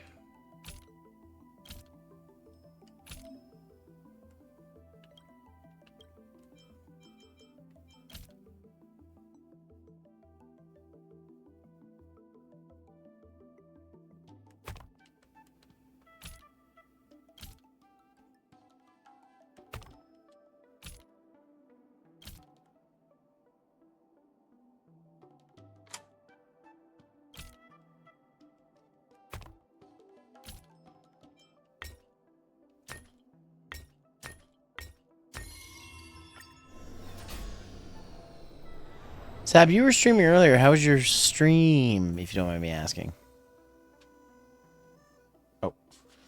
I just realized I have Nightman in the thing, and I'm not in that voice chat, so I need to turn that off. Give me a second here. There's that. So there's Discord overlay. Let's turn that off. Yeah. Okay. Sorry about that. Nightman may have just, like, appeared on my screen for a bit. Okay, so let's see. So... Oh, yeah, I know.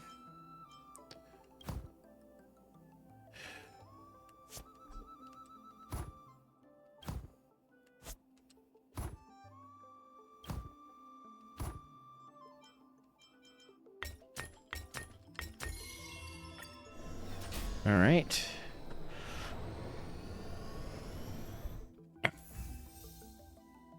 All right, we're almost at 100,000. Okay.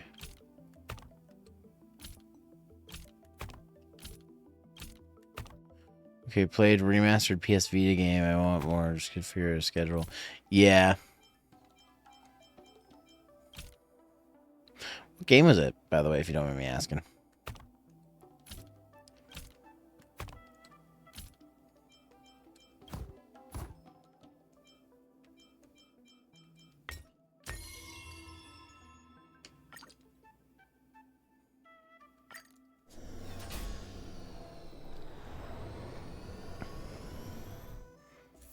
Freedom Wars. Ah, okay, yeah, I've heard of that game. I think I played that on 360? No, I'm thinking of something else. Okay. No,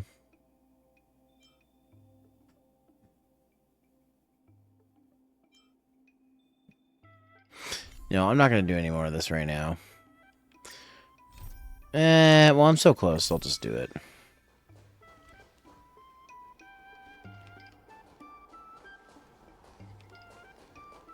Food stand's right over here.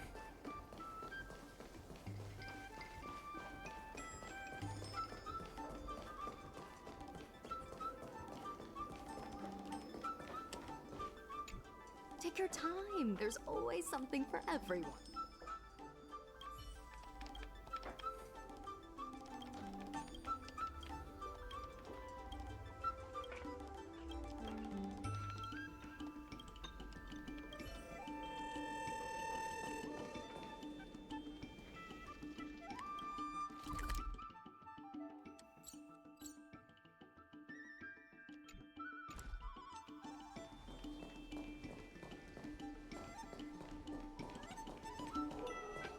Shift Haven and seek the opinions of back and forth.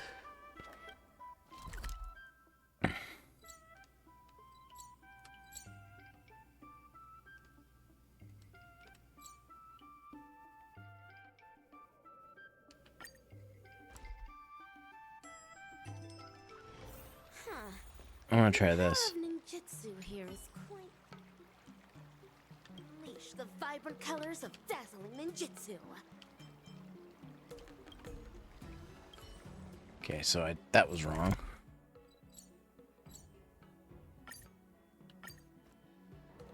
Added a bunch of... Okay. It's another Monster Hunter clone. I realize I like the Monster Hunter clones, Monster Hunter itself. They added a bunch of new things to the game remastered. There's a couple of them I've tried, but nothing really lives up to Monster Hunter in my mind.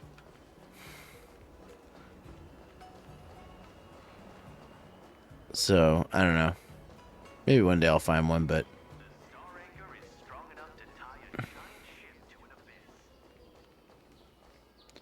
Where is this? Huh? Oh, it's over here? Oh, it's you.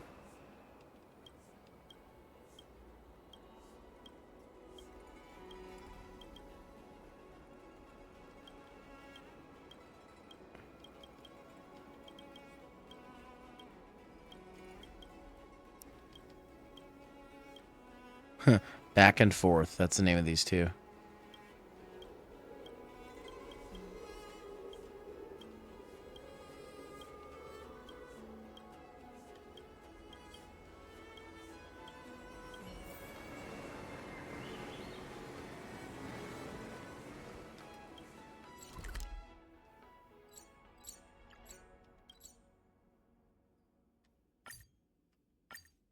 Okay. Storytelling is such an outdated art. Curved wood must be bent again to reach straightness.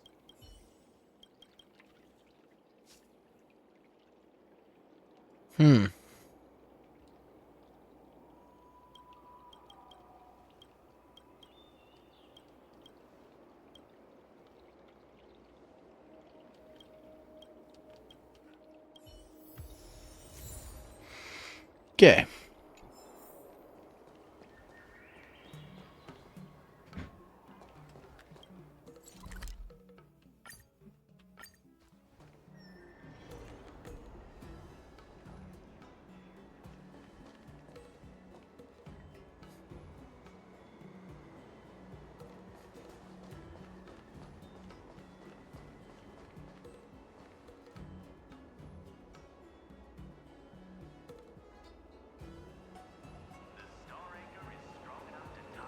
Let me teach you all how to sleep like the general.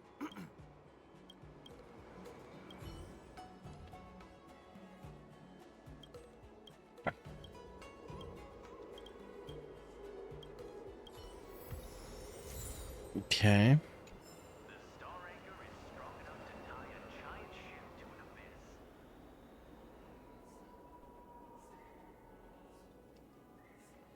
Well, what the fuck am I doing?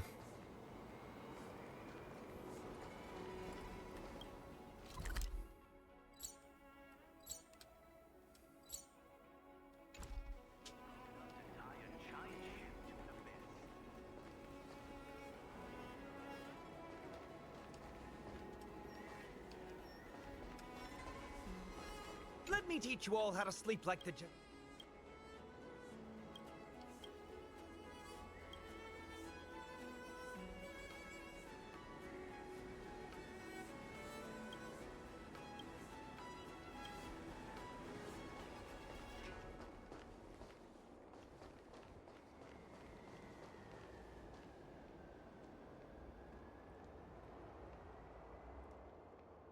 Okay. I might have to do something slightly more exciting and give up on this food stand thing right now. We'll see if we can get through it.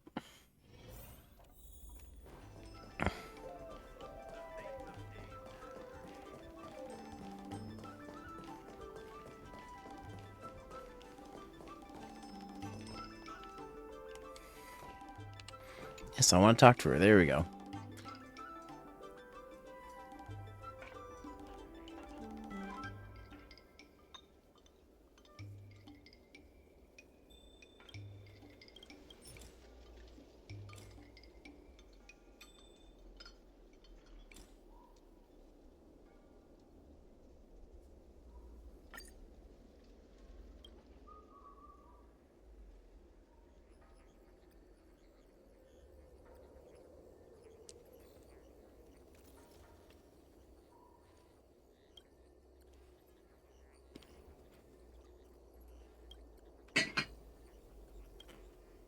Okay. Alright, more box puzzles. Okay.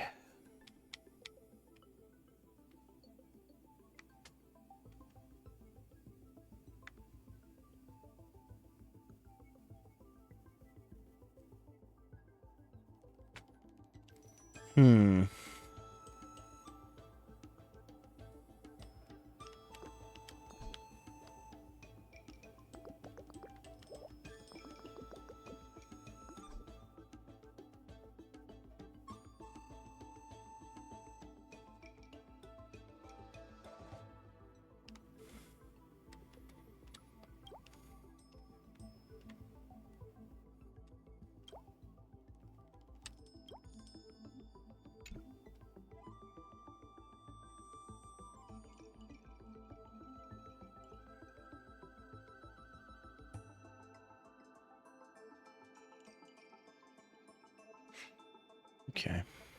I need to get this. Why is it not moving?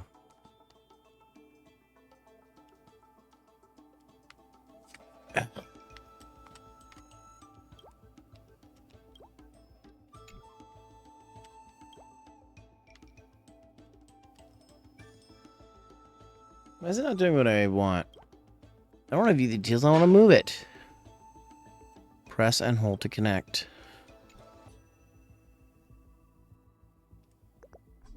Oh, fuck.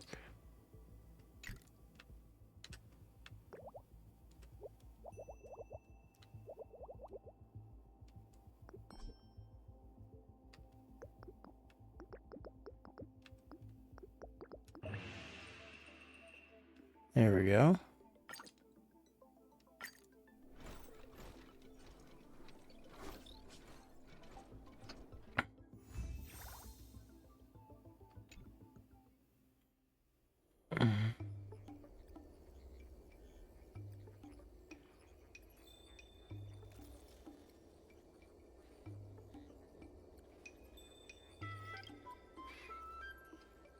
Oh, sorry guys. Ugh. It's happening again. Dozing off in the middle of this. Well, an ad's about to start, so maybe I'll go get a snack real quick. While this is going on. So there's about to be an ad. So, okay. Guys, I'll be right back. I'll put something on for you guys, though, in the meantime.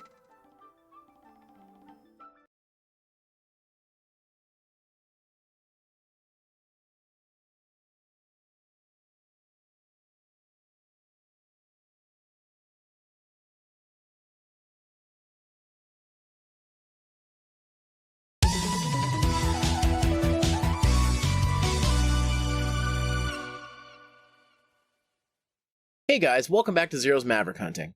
Deciding my top games of the last decade has proved to be more difficult than originally anticipated. Call it fate or luck, it's gonna be a long time before I get this video done. Hopefully not as long as I anticipate. Speaking of which, it's Friday the 13th, one of the unluckiest days of the year. Well, personally I choose to see it as Halloween in March, but to each their own. And Halloween, of course, reminds me of vampires, witches, and demons. Speaking of, I've got a little hidden gem here that was left in Japan. Go-Go Wackman 2 on the Super Famicom.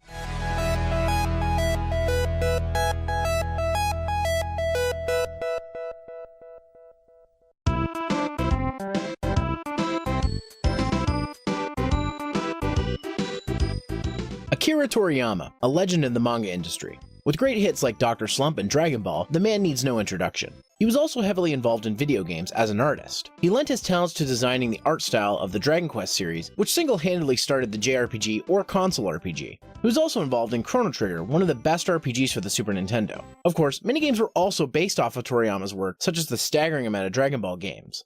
Go-Go Wackman 2 is also based on a Japanese manga written by Akira Toriyama, though as you would expect, the game being in Japanese, I can't read any of the dialogue in it, meaning I'm needed to enlist some help. So, I have here with me an expert on Japanese retro games, the ultra-healthy video game nerd. Is that all I am to you? A free translation tool? You're not the only person I know who can speak Japanese. I know like 3 other people. But are they as good looking as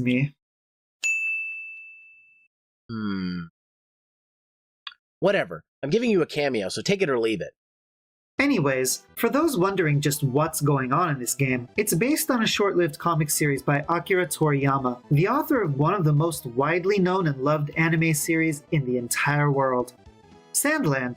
The main character, Ackman, is the son of the devil and has been sent to Earth to capture human souls. Unfortunately, his plans rarely work out, or sometimes he just gets plain lazy and wants to play some video games like a normal teenager. After being humiliated in the previous game, Ackman's sworn enemy, the Angel, aptly named Angel, has put together an army to take revenge and put an end to our hero, who is Satan incarnate. But he's the good guy. We quickly learn that Ackman's other detractors, a hodgepodge cast of Heaven's henchmen, have their own plans for disposing of him, after learning that Saint Michael has revealed the existence of a superweapon called the Metatron. So everybody, including Ackman, makes a mad dash to be the first to the Metatron, with dreams of riches, and, in the case of one bodybuilding angel, a harem.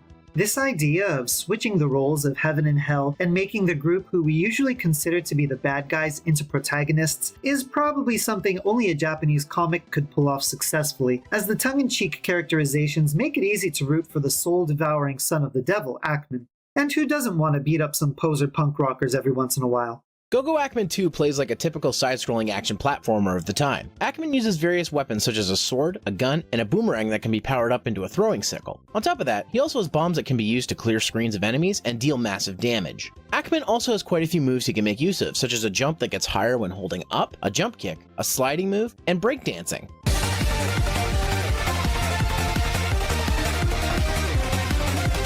Despite the extensive moveset at your disposal, the control isn't as polished as you'd think. Most of the time, the game controls fine, however, several times I've had jump inputs not register. It can be especially frustrating in boss fights when I spent lots of time trying to do the high jumps only for nothing to happen. The game contains 5 stages broken up into multiple segments, and even though it's a short game, it doesn't skimp out on variety. There are simple segments with no obstacles, auto-scrollers, vertical platforming, a decent-sized maze, minecarts, and even shoot-'em-up segments. Another thing to note is, even though the game is short, it's pretty difficult. The standard platforming stages won't be much trouble, provided you don't die, as checkpoints are kinda scarce. The bosses and mini-bosses can also take quite a while to defeat, especially without weapon upgrades or bombs. Luckily, this game has unlimited continues, and each segment contains a checkpoint that you can start from, so there's that at least. The presentation is on point from the time frame. The art style has that 90s anime and manga feel that Akira Toriyama's work is famous for, so if you enjoyed his other works such as Dragon Ball or Chrono Trigger, you'll probably get this game's vibe. Graphics aren't anything super impressive, but they look crisp and I don't have a huge problem with them. Sound, however, is another story, with the sound effects being pretty basic sounding. I initially thought the music was pretty average, but after listening to it again, it's pretty good! Go-Go Ackman 2 is a pretty fun but somewhat average platformer on the system. It's not going to turn any heads, but if you need a new side-scroller to play over an afternoon, it's worth giving it a shot. It's short but difficult, even on the easy setting, but the variety of mechanics and level design make it worth your time. Limited continues means no need for passwords, and there is a level select code if you need it. Playing the game on easy doesn't give you the end cutscene or the game's credits, but it's mostly in Japanese anyway, so unless you can read it, it's kind of a moot point. Besides, the only people who get caught up about difficulty settings are most likely the same elitist gamers who need to criticize how others play games in a vain attempt to feel justified in their gaming achievements. The game's price has gone up a little bit due to it being considered a hidden gem on the Super Famicom, but if you keep an eye out, you can find it for fairly cheap. With all that said, is Go-Go Ackman 2 worth your time and money? Well, if you enjoy platformers from the 16-bit era, then it's a safe bet. This one lives up to its hidden gem status. Thanks again for watching this edition of Zero's Maverick Hunting, and thanks again to my special guest, Unaware Steve, the ultra-healthy video game nerd, for joining me. Oh, come on, I'm not that bad. I bought a Switch last year. Oh, really? And how many Switch games do you own that are actually new? More than the number of games you've beaten on normal mode. You son of a...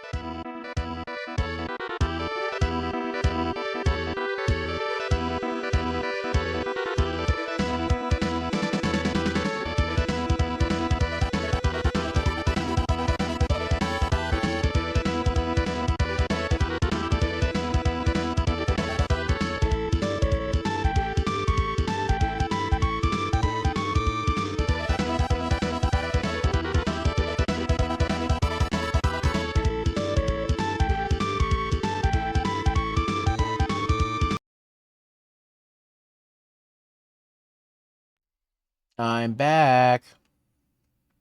And I got a snack. So hopefully that'll keep me awake. Anyways. Let's get back to it. Back to action. Alright, that's complete.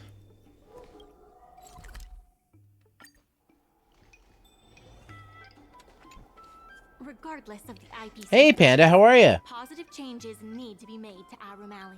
The Merchant Guild's funds are not exactly overflowing right now. We need to work harder. Okay. How many of these do I got? Jesus Christ, there's a lot. Alright, gotta do some orders. Gotta fulfill some orders.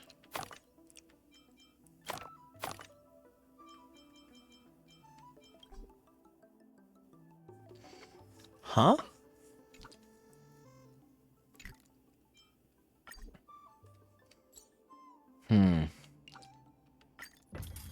Okay, let's figure this out.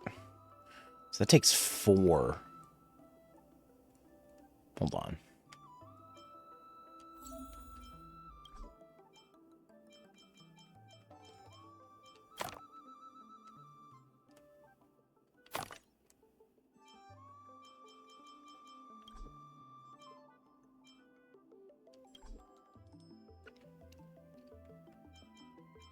Wait, what? Well, what the fuck? Your EP? Yeah, I was a little EP myself. I went and grabbed a snack real quick.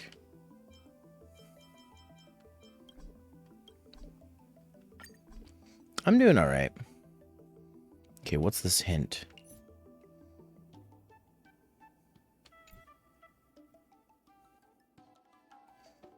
I thought you're not supposed to do... Wow, I'm confused.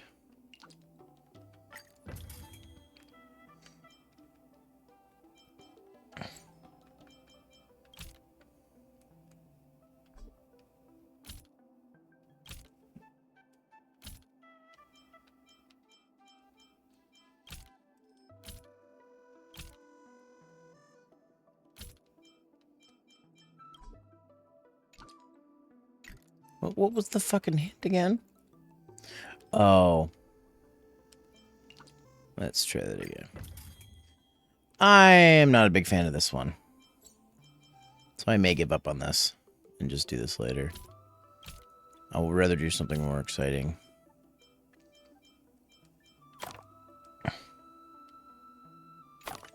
No. Get off of here.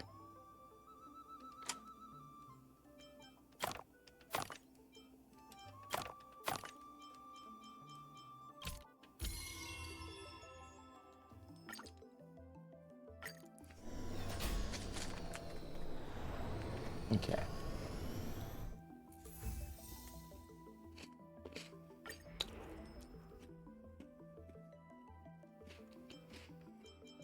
Well, we're almost there.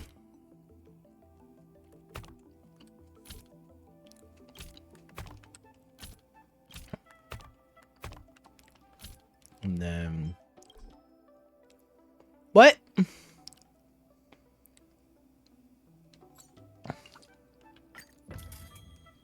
What?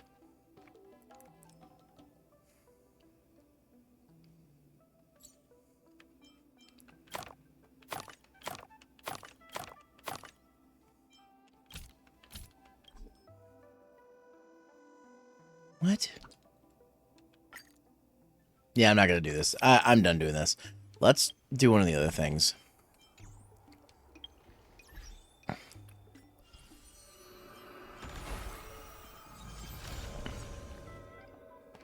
Let's see.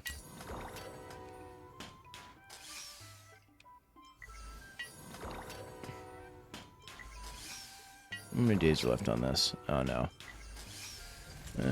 War Dance. I think I already did this, though.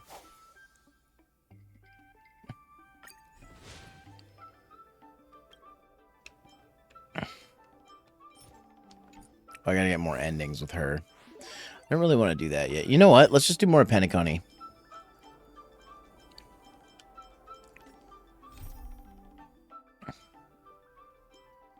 Let's see.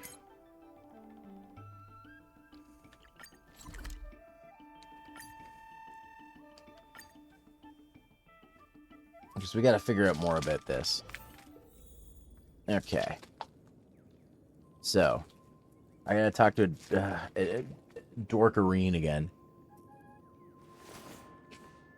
Stupid dork face.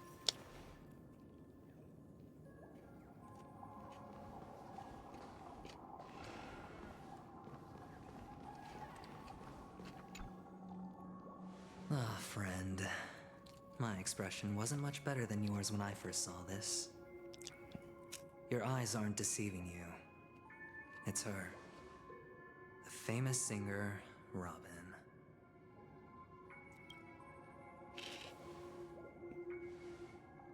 Well, first of all, can I just say that this had nothing to do with me? I'm just an unlucky bystander here. The family can testify for me. If you don't believe me, just ask anyone in the Bloodhound family. They hate me and they hate the IPC, so they'd never lie. This is not where the crime happened. What I showed you was a memory. The most basic light cone manifesting tech. Authorized by the Garden of Recollection. Good old Dorkarine. By the IPC. I don't like him Really very think much. The Galaxy Ranger was an outsider this whole time. Penacony has made a solemn commitment to protect the safety of anyone inside a family dream. Any person in distress will be forcibly awakened and safely returned to reality. What gives them the confidence to make such conclusive statements? Because behind this promise is the harmony. The family's Dreamweavers link up their minds together to construct an unbreakable defensive line. Breaking through this line of defense to create death in the dreamscape. Not even a memo keeper could do that without the family's permission. Who could have done it, friend? So The you only die in the one dream, you is die her. for real? The girl who calls herself a Galaxy Ranger. An imposter. An unsought guest. An emanator who hides her true identity. Ifrit's death was a foregone conclusion. And Robin? Her misfortune was staring right at her. Who will be the next to die?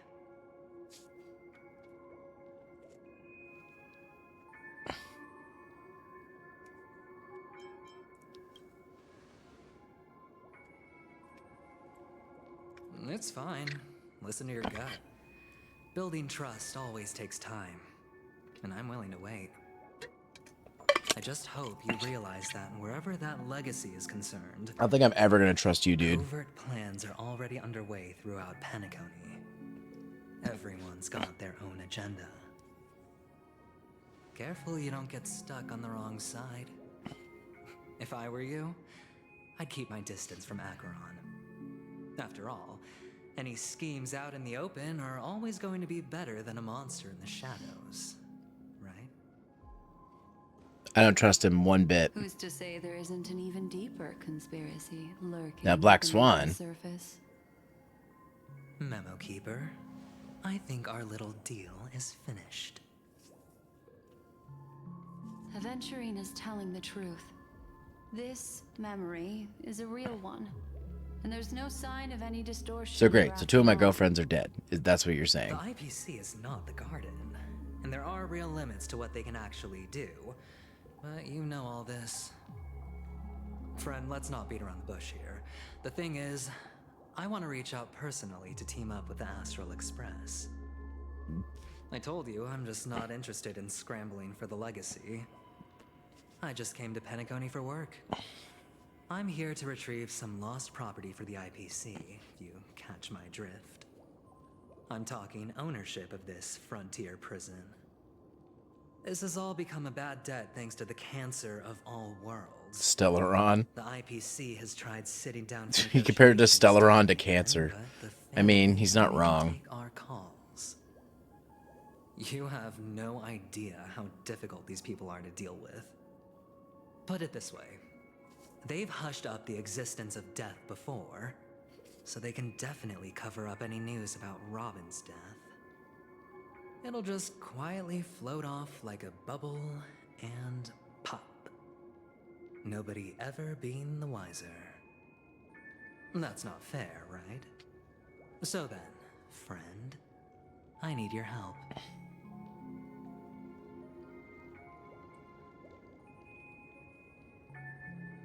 Sorry, but I can't trust That's you. fine. I'm not forcing you. But I'm really not asking for much, so why don't you at least hear me out, okay? I have but only one goal. The family's front door is like a high wall, and to tear the whole thing down, I'll have to dig out a few chunks first. Once I find a weak point, the IPC will have plenty of means. Now we have our chance. So long as we can get to the truth behind her death, we can have justice for Robin. While also gaining a valuable bargaining chip for bringing the family to the table. Truly, I don't trust Adventurine, but I also don't trust Sunday. So I don't trust anybody. All over Penacony precisely for this very moment. This tragic news would be extremely bad for the family, so they'll be doing everything they can to stop it leaking, especially to the IPC. But I trust that there are still a few factions that remain exceptions, and that's why I need you all. The reputation of the Astral Express precedes you. And the Harmony will give you the fairest of appraisals. You get to find out really what happened and seek justice. And I get to put it toward completing my mission for the IPC. It's what you call a win-win situation. Yeah, you're trying to make it sound all good. Name was never associated with the IPC. Just head back and talk things over with your companions. That navigator is really smart. She must understand the value of this deal. Look, here's my contact details. If you come to any conclusions, call me. I won't. Oh, and take this. A thorough investigation can always use a little more funding. Don't mention it. So long, friend. I really am looking forward to uncovering the truth about death with everyone. Aventurine just sauntered off. He really doesn't mean to force it, but something still seems off. Yeah, we can't trust him. What now? What are your plans? Black Swan. What is she thinking?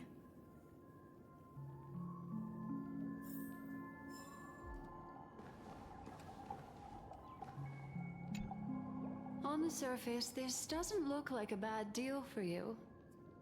But Aventurine is a shrewd merchant whose scheme won't just be as simple as it appears to be. Well, duh. He doesn't know about Miss Firefly yet.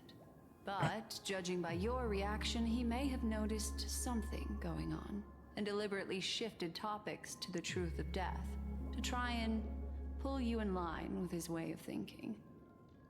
That's quick thinking and very sound logic. Aventurine is no fool, and working with him... Goddamn Black Swan, you're so hot.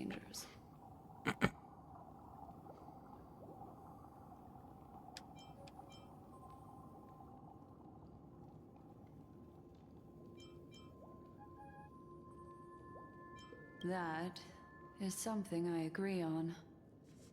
Anyway, be careful out there. There's more than one way to blaze a trail.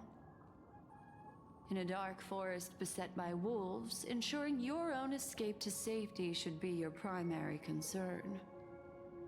As for the other questions...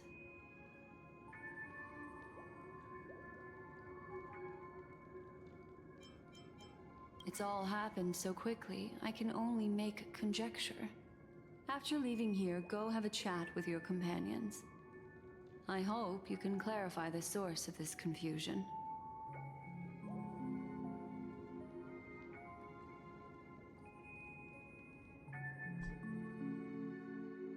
Come, this way. It's a short walk. Don't get lost.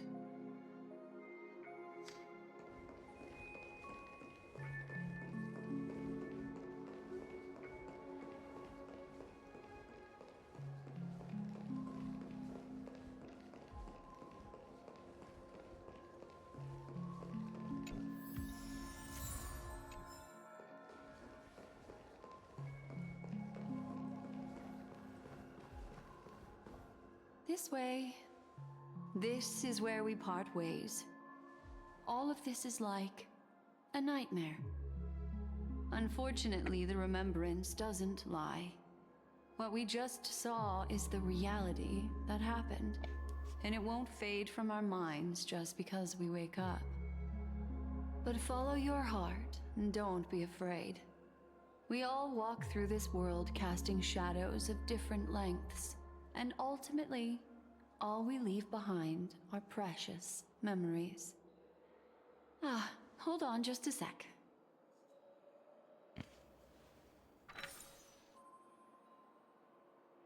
There you go. A small parting gift. If one day you unfortunately fall into the deep waters of the memory zone and there's no memo keeper to join you, hopefully it can guide you on my behalf. I also pay great attention to the ways of the world. Just think of this as an apology from me for hiding something from you. Then, I've something private to take care of regarding that Galaxy Ranger. Let's leave things there, shall we? What fascinating memories will you bring for me next time we meet? I sincerely look forward to them. Oh my.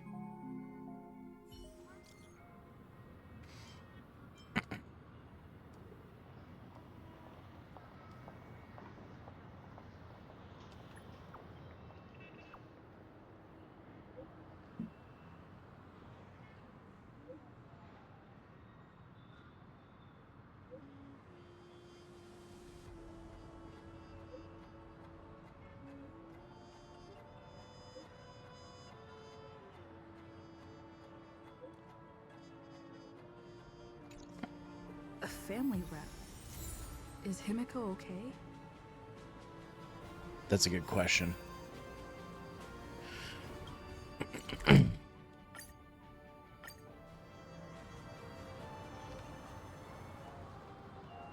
So much has happened. I should take a moment to gather my thoughts and wait for everyone to arrive.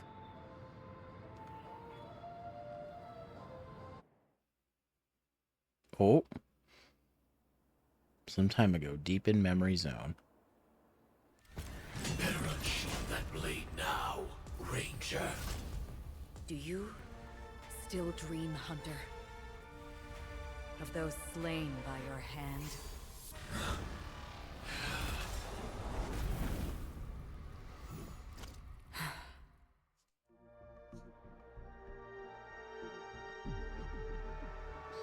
I love Sam. Oh, wow. It appears the outcome has already been determined. That's cool artwork. We're still alive, as are you. You still have room to make a choice. Leave the music box behind, and then go. Choice. The bloody trail of the destruction leaves no room for hesitation. The Taurus Fire Demon. Even if you sacrifice your life for that eon, you won't get special treatment. Ranger, you tread the narrow path of the hunt. You could never understand. Hey, what's wrong with the hunt? We come from the fire and are born bathed in fire. We spread, burn, and destroy until all the kindling has burned out and we leave only ashes on the ground. Burning forms the entire life of a fire demon, from the beginning to the end. We are born to die, just to put into practice a profile of another universal truth. All things are created for the destruction. Your companions don't seem to think so. They fight for your chance at survival. They are my children, and just as I was, they are flames that have yet to burn wide hot. They're still young, and I don't flames are faint, and time is running out. Can you see the planet of festivities in the distance? I plan to bring Purgatory with me there, and before that, I must surpass you. Why? Because on the path they have forged, you have traveled farther than I have. Emanator.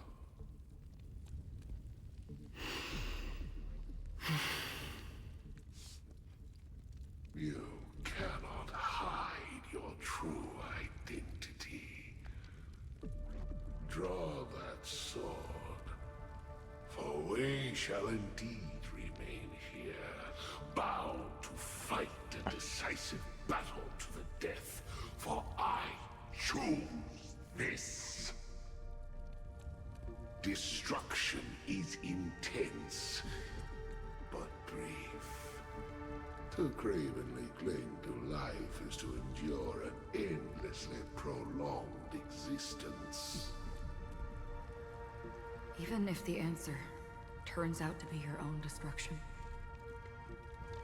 What is important is not the answer, but that it exists, just as you exist.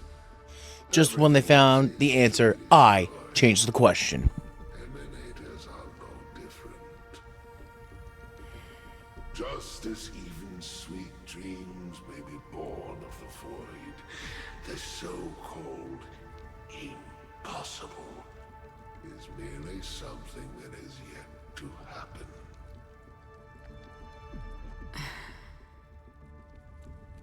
All right. I accept. You shall witness the most brilliant and intense fire in existence. May this flame illuminate the farthest reaches of your bottomless dream.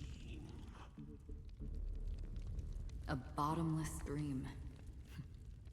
Yes, that's right. But you've made one small mistake. This blade remains in its scabbard not out of pity or scorn.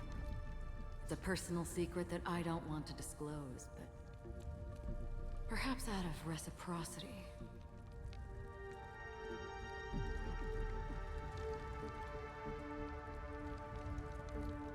I'll reveal the truth to you. The hunt is not the path I truly follow. May death be the end of your boundless dream. Guiding you back to the waking world.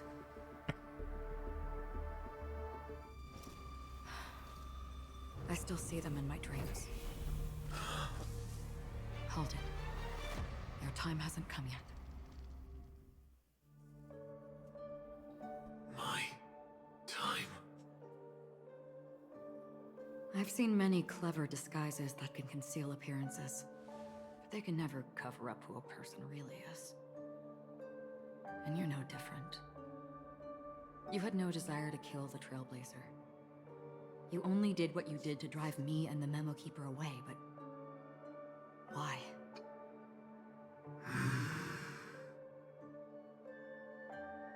Did Destiny's slave make you do it?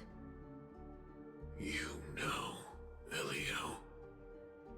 I thought this is just the kind of thing that'd get written into your script. My script has always been brief.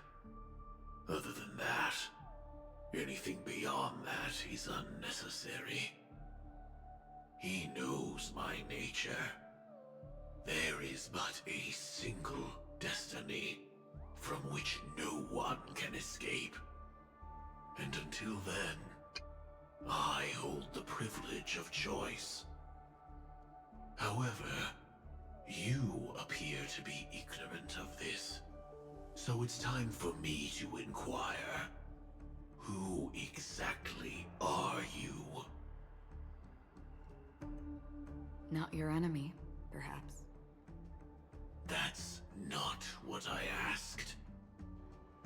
I don't deserve your curiosity. Loners wandering the cosmos always have their secrets. Take me. I've also been wanted by the IPC, so it's little wonder I know something about the Stellaron Hunters. That's all. Maybe I can help.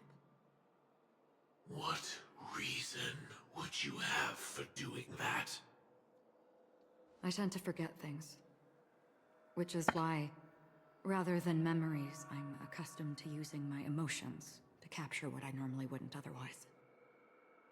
So, I know who is inside that cold armor. How about it? Ready to take off that armor and sit down for a talk? It's not yet time. I don't need help, but I can give you a suggestion that would make things better for you and me. If your goal is the Watchmaker's legacy, then go look into the family. Not only are they covering up the existence of death, but they're burying the past and the truth about what happens inside the dreamscape. Already on it. And the Astral Express is no enemy of yours. I know that. I just never expected to hear you say it.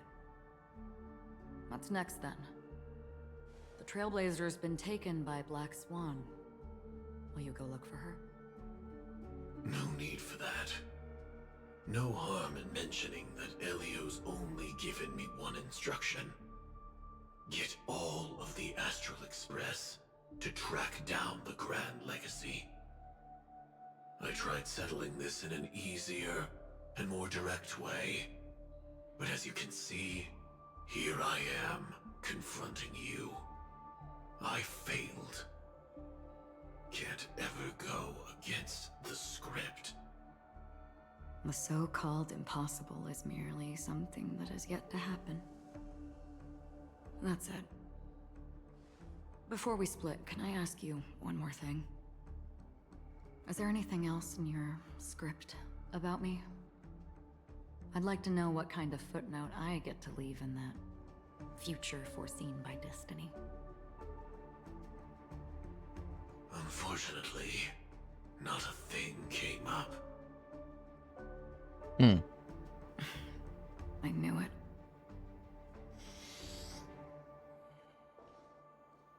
Hang on. I don't. It's a good shot, too. Don't. What? Your first question was, do you still have dreams about everyone who died because of you? I don't. Never have. I was born without the ability to dream. I live for this cold, harsh reality. For a little light, and to burn, to keep on burning, until I turn to ash. So, I really envy you. Is that so? Then you're already living in the waking world.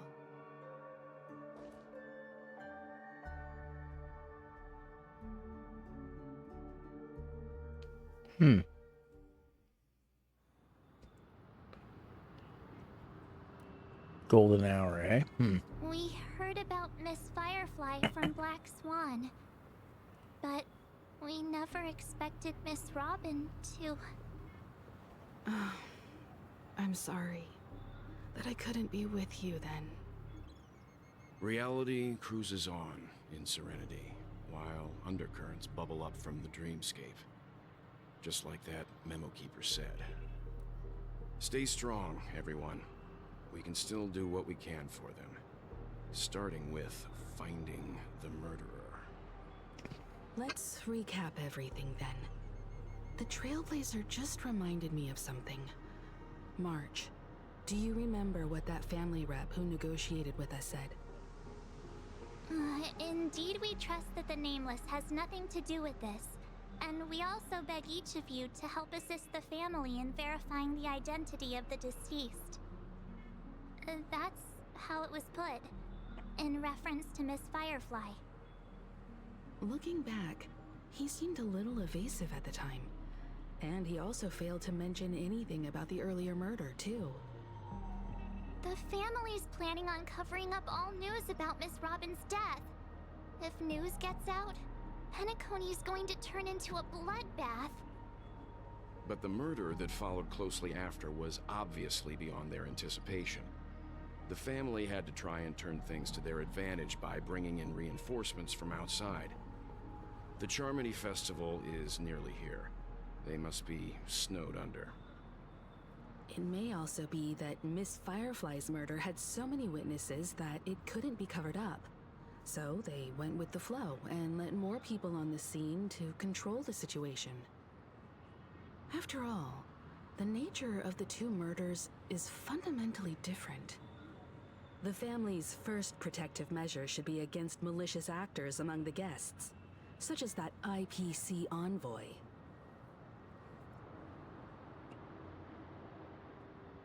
All the while accusing that Galaxy Ranger.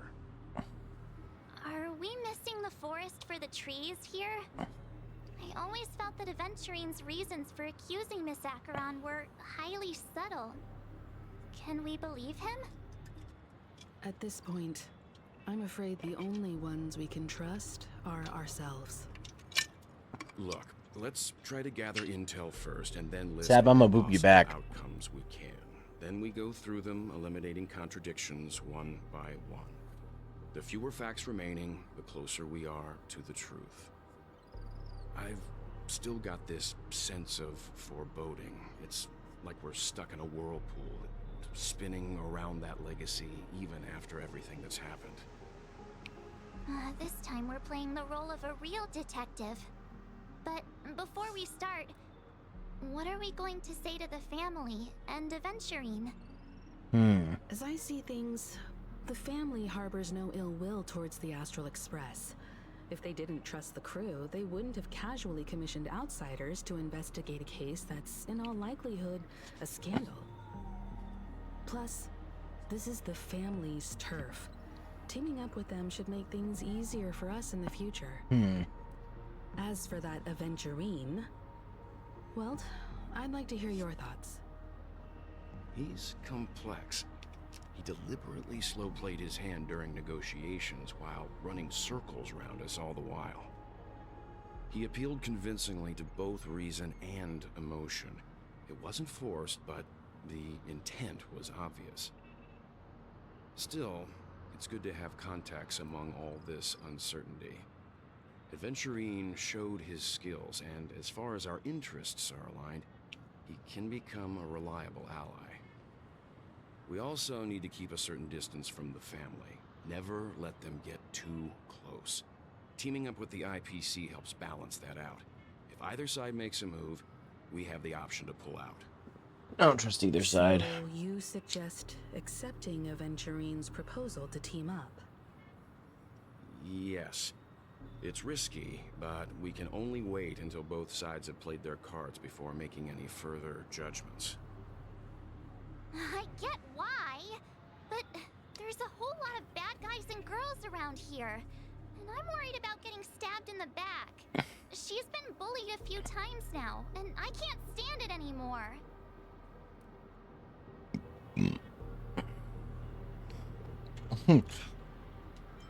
It's cool, you can bully me whenever. No, I can't accept this. Forget about it. Just let me keep an eye on him.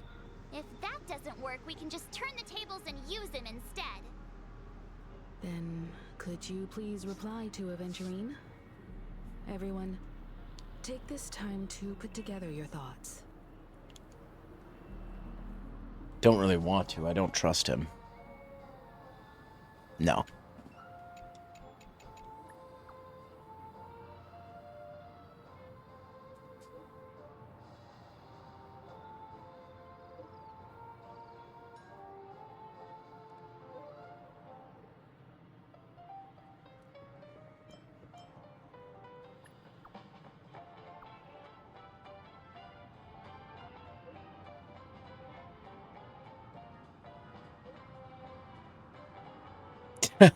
Wow.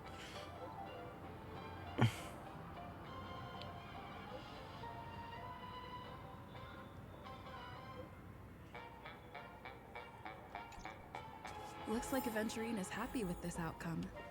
Let's tell everyone about it.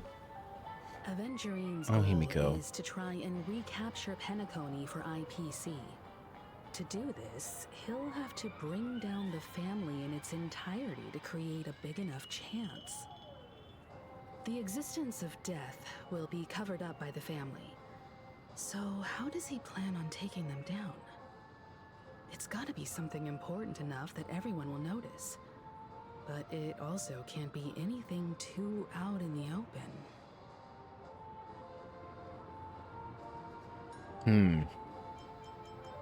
I'm just speculating. In any case, we have to be careful when handling Aventurine. He's skilled at reading people and discerning the right moment to strike. Also, he's clearly a born gambler if he's willing to go all in to win.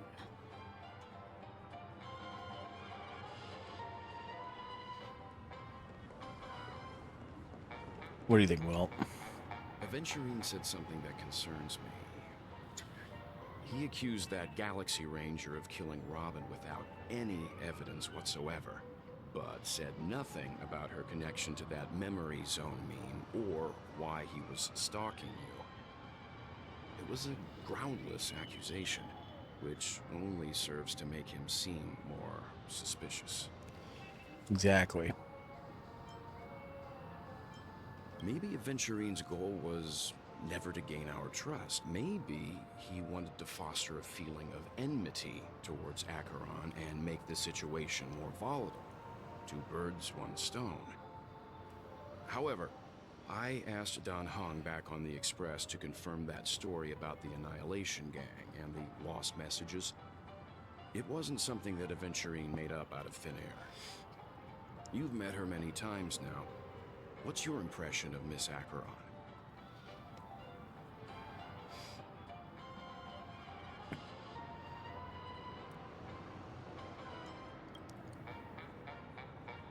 That fits the stereotype of a Galaxy Ranger to a T. They're eccentric, unpredictable, and fond of being alone. No wonder she's a suspect.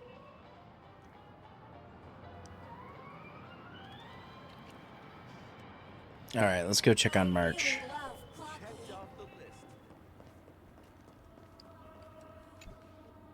I hope it's not too soon to bring it up, but I feel like Miss Robin isn't actually dead, but that she's still alive and well.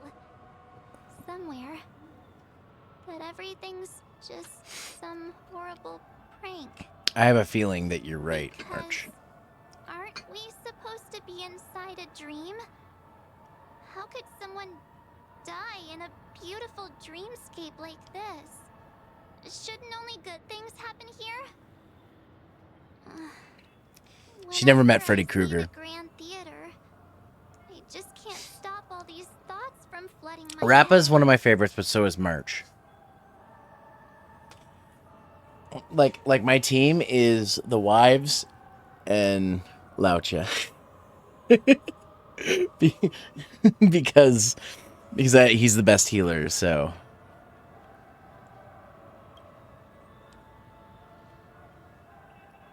No. After all, they've brought everyone this sleepy dreamscape, which everyone loves. I just feel like I'm starting to understand them less and less. But March is my OG wife in this game. She was the first one that I really got into. And I still love her. Also unreal. Play this game because it's just progress locked to the deer boss. Robin, and us. I don't understand how you're having that much trouble with it, Zab. Like, are you building a team are you paying attention to like the weaknesses and stuff? Have you built a team based on that? Because you actually don't need to, like, you don't even need any like special characters to get through it. You can beat it with the base game stuff. But I'd have to actually look at your setup. You might not even have the characters set up right. That's the only thing I can think of. Himiko, what do you think? Among our current clues, the 2 murders that she witnessed are the most directly connected. Did you look up any guides or anything for your character setup to see like what's the best like setup for them that you can get? I mean, some of it's going to be stuff that you have to get from like polls and stuff, but I don't even have the best stuff on my characters, and I do okay. Why not pop back out to reality and verify Miss Firefly's situation back at the hotel? Perhaps we could also make a few inquiries about Miss Robin. Typically, my setup's a healer, someone who buffs, a DPS, and then focusing on inside the dream what's the last? Investigate those and then I guess 2 DPS. Worth focusing on. I don't really have a tank. Oh, no problem. I'll leave it to you then. Huh? Aw, I thought I'd finally get to see Himiko and Mr. Yang go out on a mission together. Oh well. Take care then, Mr. Yang. I will. Keep in touch. Will do. See you later, Welt.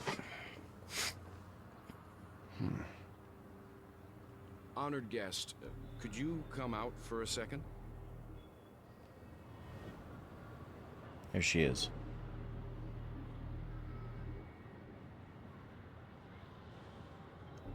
I'd be embarrassed too, getting stared at like that.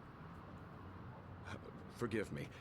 My name is Welt Yang. I'm one of the crew members on the Astral Express. I believe you've met my colleagues. Welt. Is there something about my name? First, don't you want to know my name? I already do, Miss Acheron. You're a prominent figure in Penacony. What are they saying about me? Some claim that you're the real culprit behind these murders, that the Annihilation Gang's tragic fate at the banquet was a result of your blade, and that you're now attempting to unleash another bloodbath on Penacony.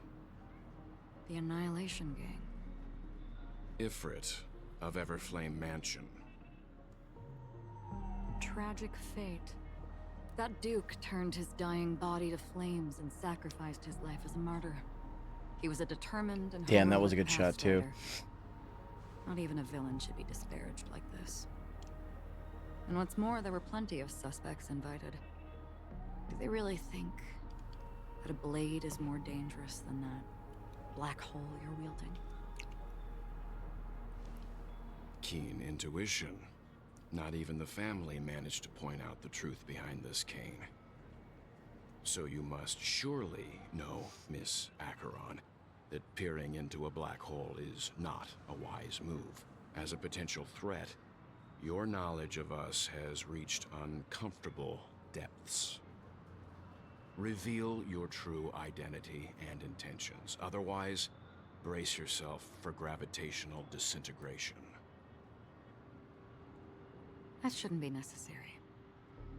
But if it makes the Nameless feel less defensive, I'll be happy to abide. Believe it or not, Galaxy Ranger, Acheron, those are the names I go by to this very day. My trip to Penacony is solely to fulfill an old, final request. I'm here for the Watchmaker's legacy. And that's it. I think I've been honest enough. Still unwilling to reveal your true identity? It's not that I don't want to. It's just that I can't. I've come so far, and I can't sum up all of that in just a few words. Everyone has their own unspeakable past. secrets that they don't want to be revealed. And I won't be asking any more questions, such as why the Astral Express is roaming around the cosmos with a Stellaron on board. Is she okay? That memo keeper didn't do anything, right? She's fine. Let's just stick with the topic. Gaining my trust depends on how much you're willing to reveal. I've run around many different Penacony dreamscapes just to try and find that legacy. And during this period, I came into contact with quite a few guests. In the process, I gradually came to realize the secret of Penacony may be closely related to the Trailblaze. That's why I've come to ask for your help. I don't have enough proof yet, but I'd like to speculate something. The source of all tragedy lies within the family. If you could trust me, we could find the proof to support this claim together. Mr. Yang, I think you've come to the same conclusion, haven't you? Let's leave it at that. For now, I'll choose to believe that you bear no hostility.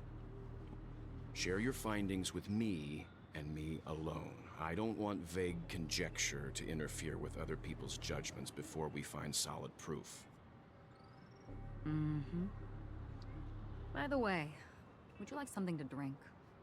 Before we go, how about 2 cups of Wake the Heck Up?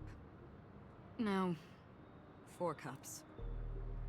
Because the conversation coming up will last forever.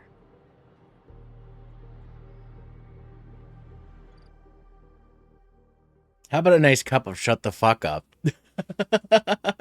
I'm kidding. I've been watching her closely for a while now, and the first invitation was in the banquet hall of the hotel. She just sat in one corner, keeping silent, chugging down a couple cups of Wake the Heck Up. I told her it's a pungent, bitter beverage, not the taste of sweet dreams, only for people allergic to Soul Glad. And she said, Really? But I don't taste any difference at all between them.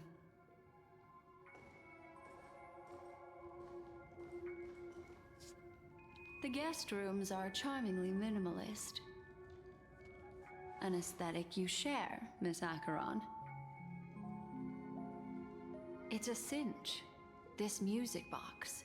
The invitation received by the Annihilation Gang. There are latent memories that linger on it yet. You see, memories of you are not yours alone. They travel in other people, other things. I know much, and I can predict even more. With some help, the dead can be made to speak. The Annihilation Gang, that band of desperados who all disappeared after meeting you. What exactly happened to them? Well, let me reveal all.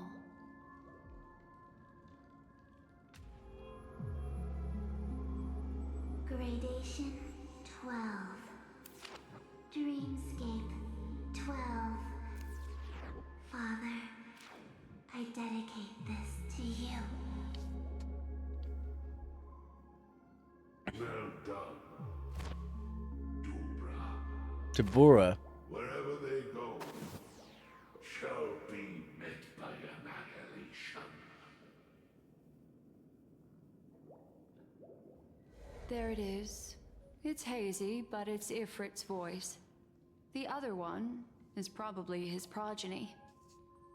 This is the residual memory from when the invitation was first delivered. They were abruptly interrupted. Then, what happened next is... They sought refuge in a land of sleep, merely wishing for undisturbed rest, away from the storms. Children of the flame, this marks your rite of passage.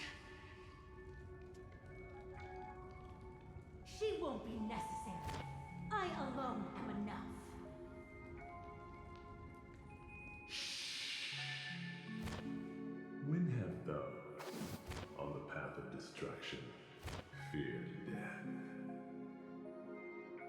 The Everflame Mansion has set out on a journey. Those poor people, they have no idea what lies in wait ahead of them. Memory recovery is going well, but slowly. She'll be here soon, and time is short. There's nobody else here, so there's no need to be delicate. In fact, I think I'd better go all out.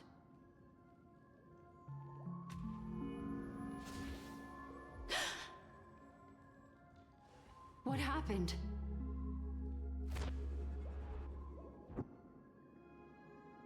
The memory after that is blank. How is that possible?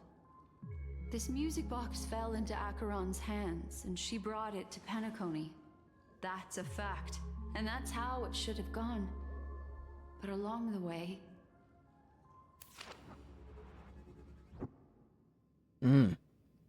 It's like it's been erased. Who's done this? Someone erased it from the archive's memory. Who are you? Who are you? Who are you? No. Is this not a memory? Oh, a memo keeper. Do you serve the Garden of Recollection? Or the Cremators?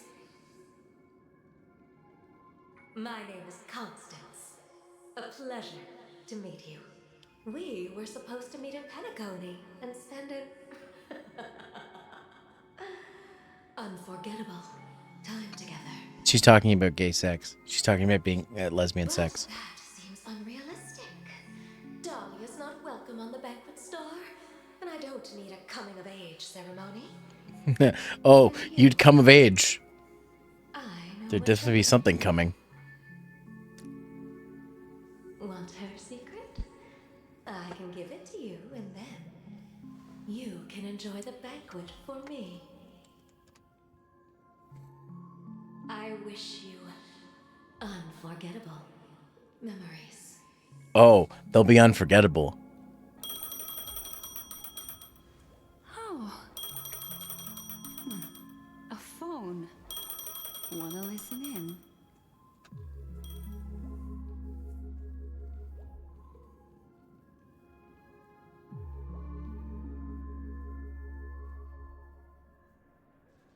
A few days ago, the IPC made an announcement. Under the watchful guidance of the Marketing Development Department, and in accordance with the Interstellar Peace Charter, the independent Sigonian sovereignty has hereby been established, and shall take a legislative seat at the Interstellar Congress. The formation of the Sigonian sovereignty is of great historical significance to the Sigonia system. This move puts an end to the planet's long and bloody history, turning the sensational Kataka-Abjin extinction event into a distant memory. Sigonia 4 is located in an unclaimed zone at the intersection of the Denise, Prothean, and Dorneau star clusters. The planet's surface environment is known for being extremely harsh, constantly faced with the threat of impact from small-scale celestial objects. This is why very few intelligent species have made this planet their home, dividing themselves into several tribes to eke out nomad lifestyles as they struggle to survive the arid desert wilderness. They have developed their own folk beliefs that are independent of the Eon belief system. Sigonia. Sigonia. Ravenous eye of the storm, spurned by all the gods. Land of rock, but not water. Lightning, but not rain. Blood, but not tears. You beat us with your falling stars. You lash us with wind and storm. You chew us up with the cracked earth.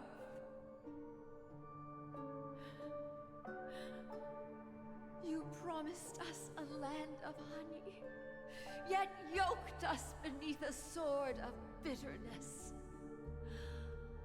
Oh, Gaiathra Triclops, if thou can hear me, please open up thy 3 eyes and gaze upon this child. When you took his father, my child was still sleeping in my belly. And where my husband went, I too soon must go. I don't ask for a peaceful death. Just for you to tell me, does the baby swaddled sweetly asleep? Does he dream of his mother's heartbeat and the sound of falling rain? Please tell me whether this life is all just a fleeting dream. Otherwise, why would this child be born to face impending death? Mommy! Mommy! Mommy, the rain. It's raining. Raining?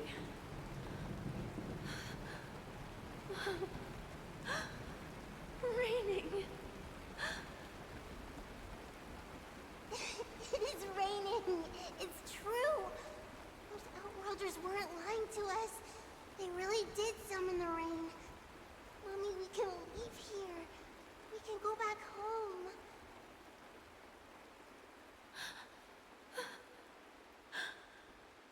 Back home. Gaiathra Triclops. You came. Do you hear that? Thank you. Thank you.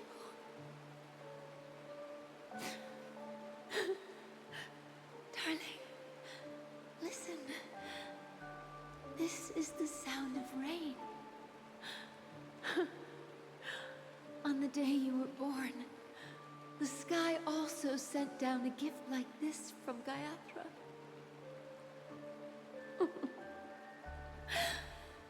Such a lucky child. Such a blessed child. Just like your name. A gift from them to Avjen. My boy.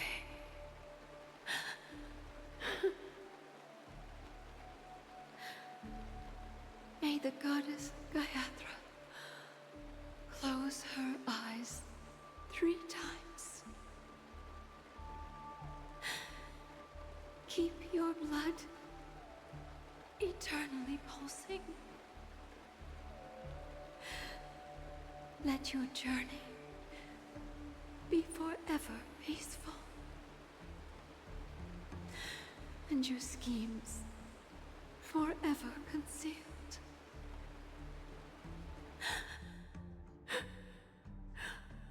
Welcome to this sad world, Kakavasha.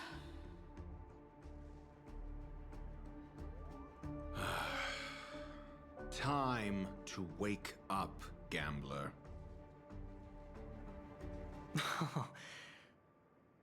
Oh, heavens. I must have drunk too much Soul Glad. Didn't expect you to be back so soon. How is it? Find anything? Just as you guessed. Nobody outside knows about Robin's death. There aren't even baseless conspiracy theories. They're still streaming the rehearsal for her ceremony, using a stand-in, I guess. They must be dreaming. Of course. Who could imagine that death would actually descend upon the idyllic dream created by the family?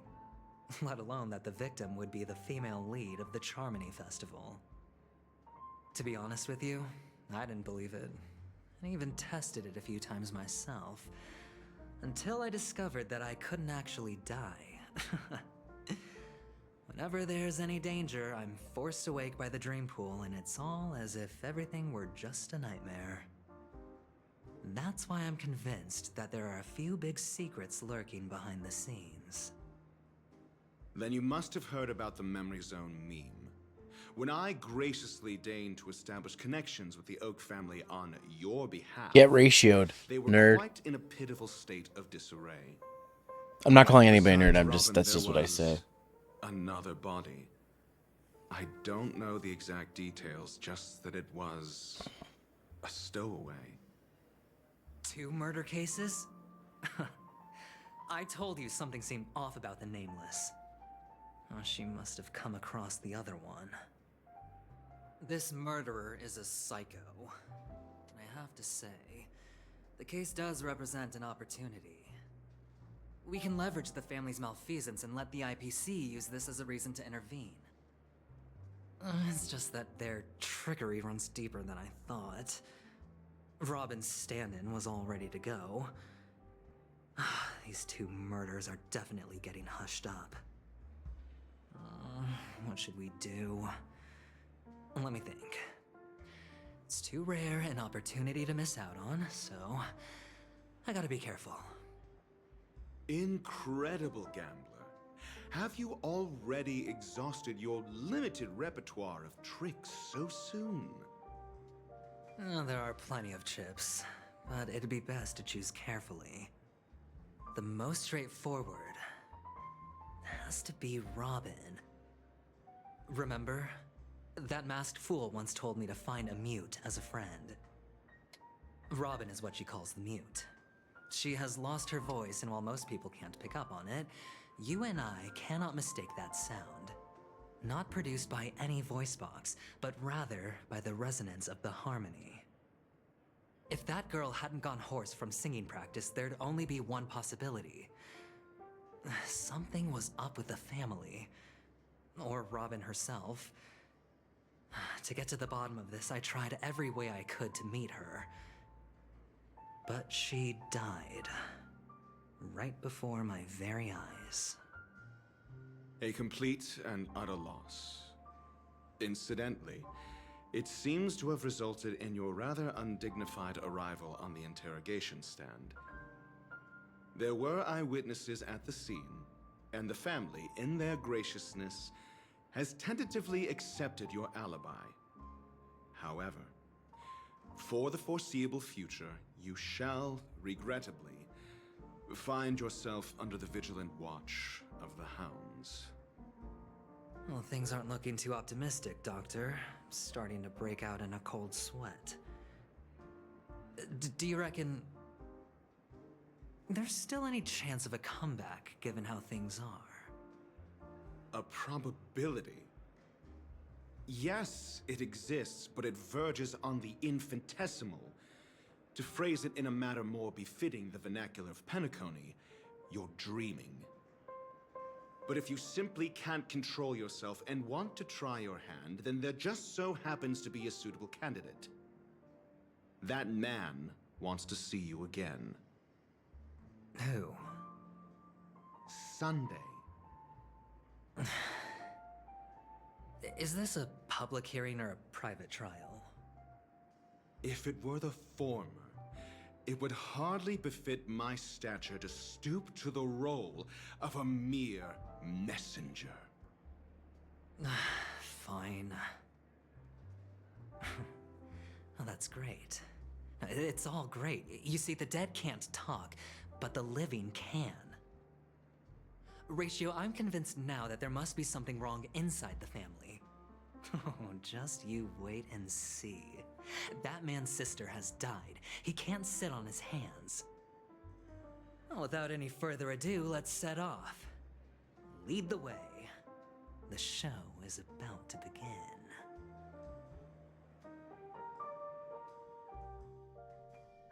We're here.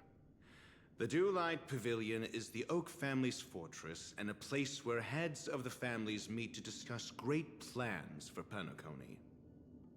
Fortress? I like this metaphor.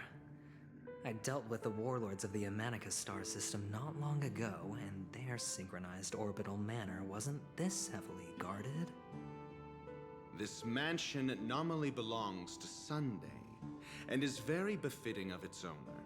Without his express invitation, the likes of ordinary guests would never grace these grounds in their lifetimes. Look around while you still have this moment of freedom. Hey Doc, whose side are you on anyway? Who's to say I won't sell you out? We'll see. When we meet the authoritarian master of the Oak family, I'll pry an answer out of him. Follow me and I'll bring you to his parlor. Hold your tongue and let me deal with the members of the family.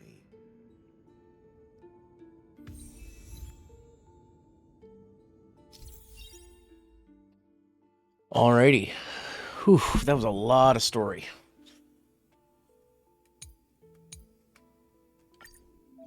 Oh, we're playing as Adventurine now?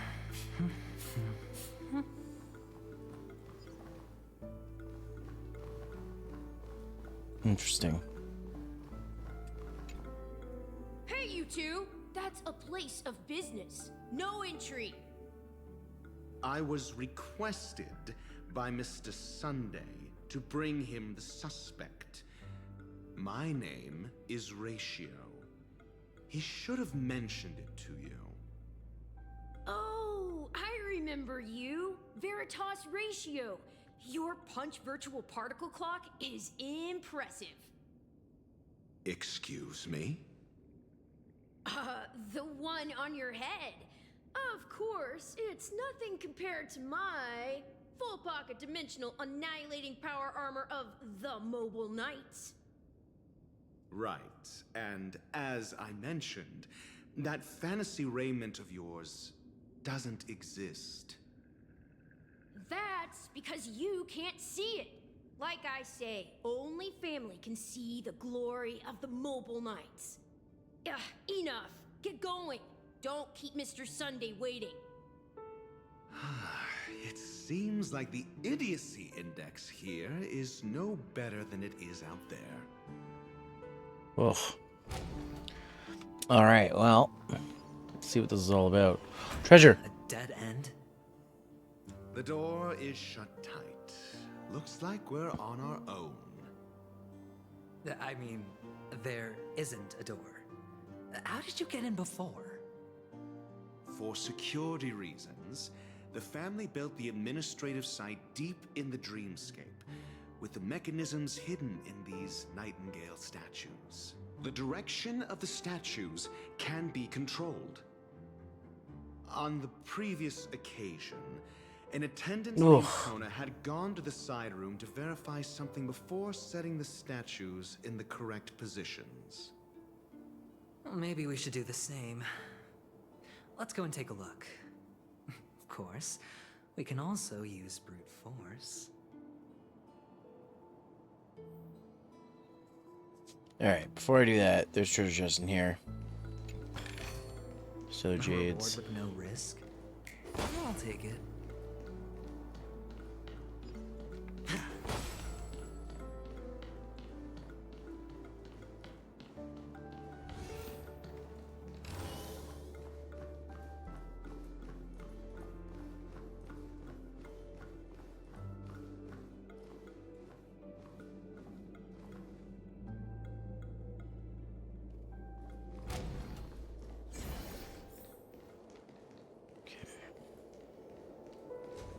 Alright. So looks like it's getting into some more story stuff.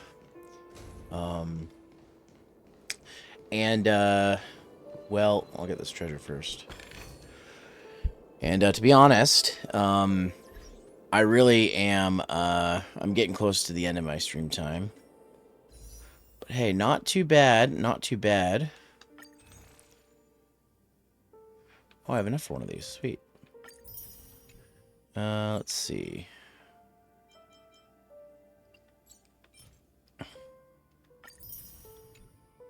Let's see. I got Herta in, what, 70 pulls? Which is not bad. That's about average. The Herta, sorry. And if I've got a couple of weeks to try and get these ones, if I can build up enough tickets, so that shouldn't be too difficult.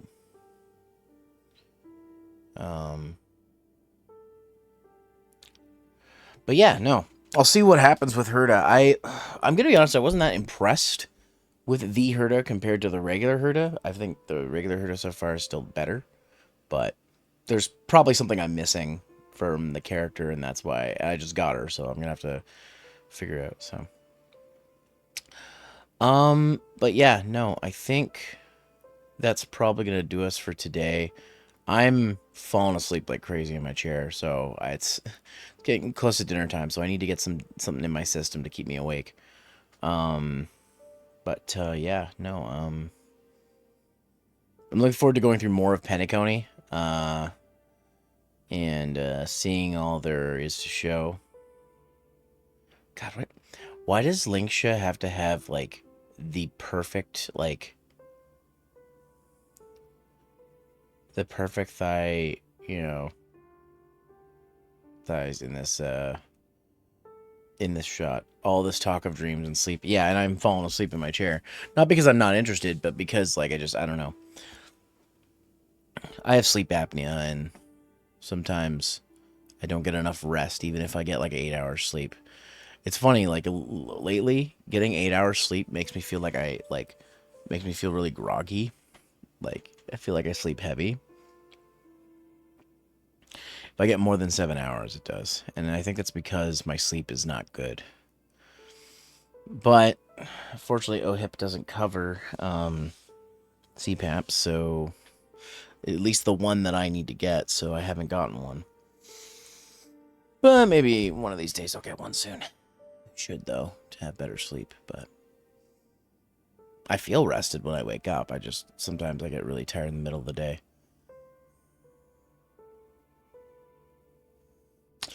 Anyways, let me find someone to raid. Let's see here. So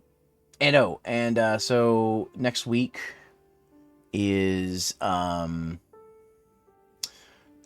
back to regular streams.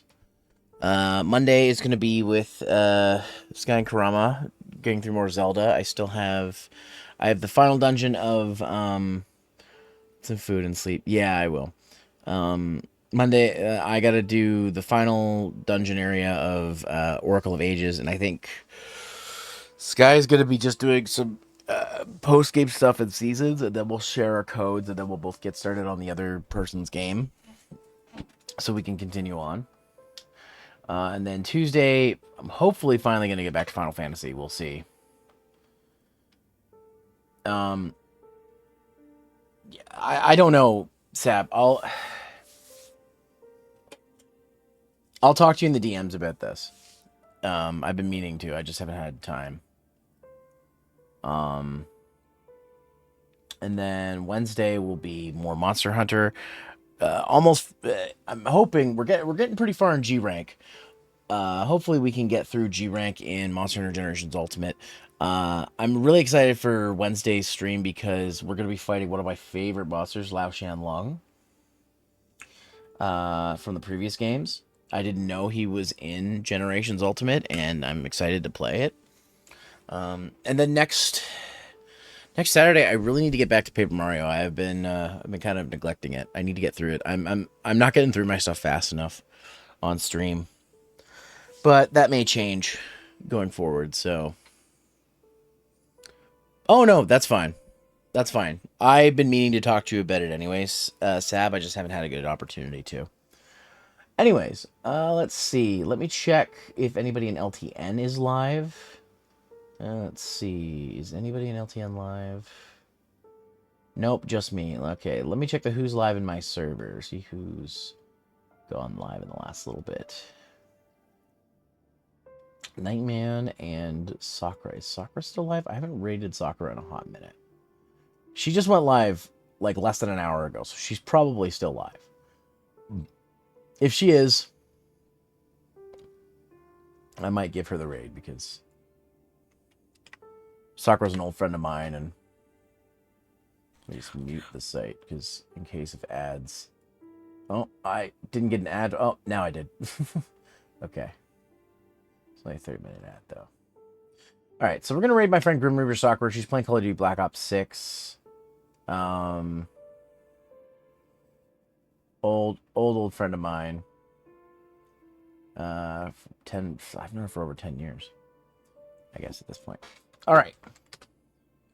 So. Y'all know the drill, but in case you don't, in case you're new here, or you just don't know the drill with how my streams roll, here is the raid message if you're subbed. If you are not subbed, that is okay. I have a raid message you can use instead. If it'll let me copy this without getting too far. Here is the raid message you can use if you're not subbed. If you want to join the Discord server and chat with some cool peeps, including myself, and also join us for Toku Tuesdays on Tuesday nights, you can join us. We are doing the post-series stuff of Kamen Rider ZO right now, and then once we're finished, we're going to be moving on to watching Power Rangers SPD on Tuesday nights. So if you want to join us for that, you can. Let's find my social medias here, my YouTube channel's here, and the latest videos on my channel right here. And if you guys would like to save 10% or more this weekend, actually, up to 20% this weekend on your orders at Advanced, I can't type, I'm typing the wrong key, at advanced.gg, use my code 010 at checkout to get 20% this weekend only. And there's my affiliate link there as well. And just a reminder, the Dragon Zero model debut will be February 8th. It'll be a 12-hour stream starting at noon Eastern Time. Anyways, guys, take care, comb your hair in a rush, use a brush, don't do drugs, stay in school, eat your teeth. See you next time on Cheat. Go say hi to Sakura for me. Here are the raid messages once again, and I will see you guys on Monday. Have a good one. Bye!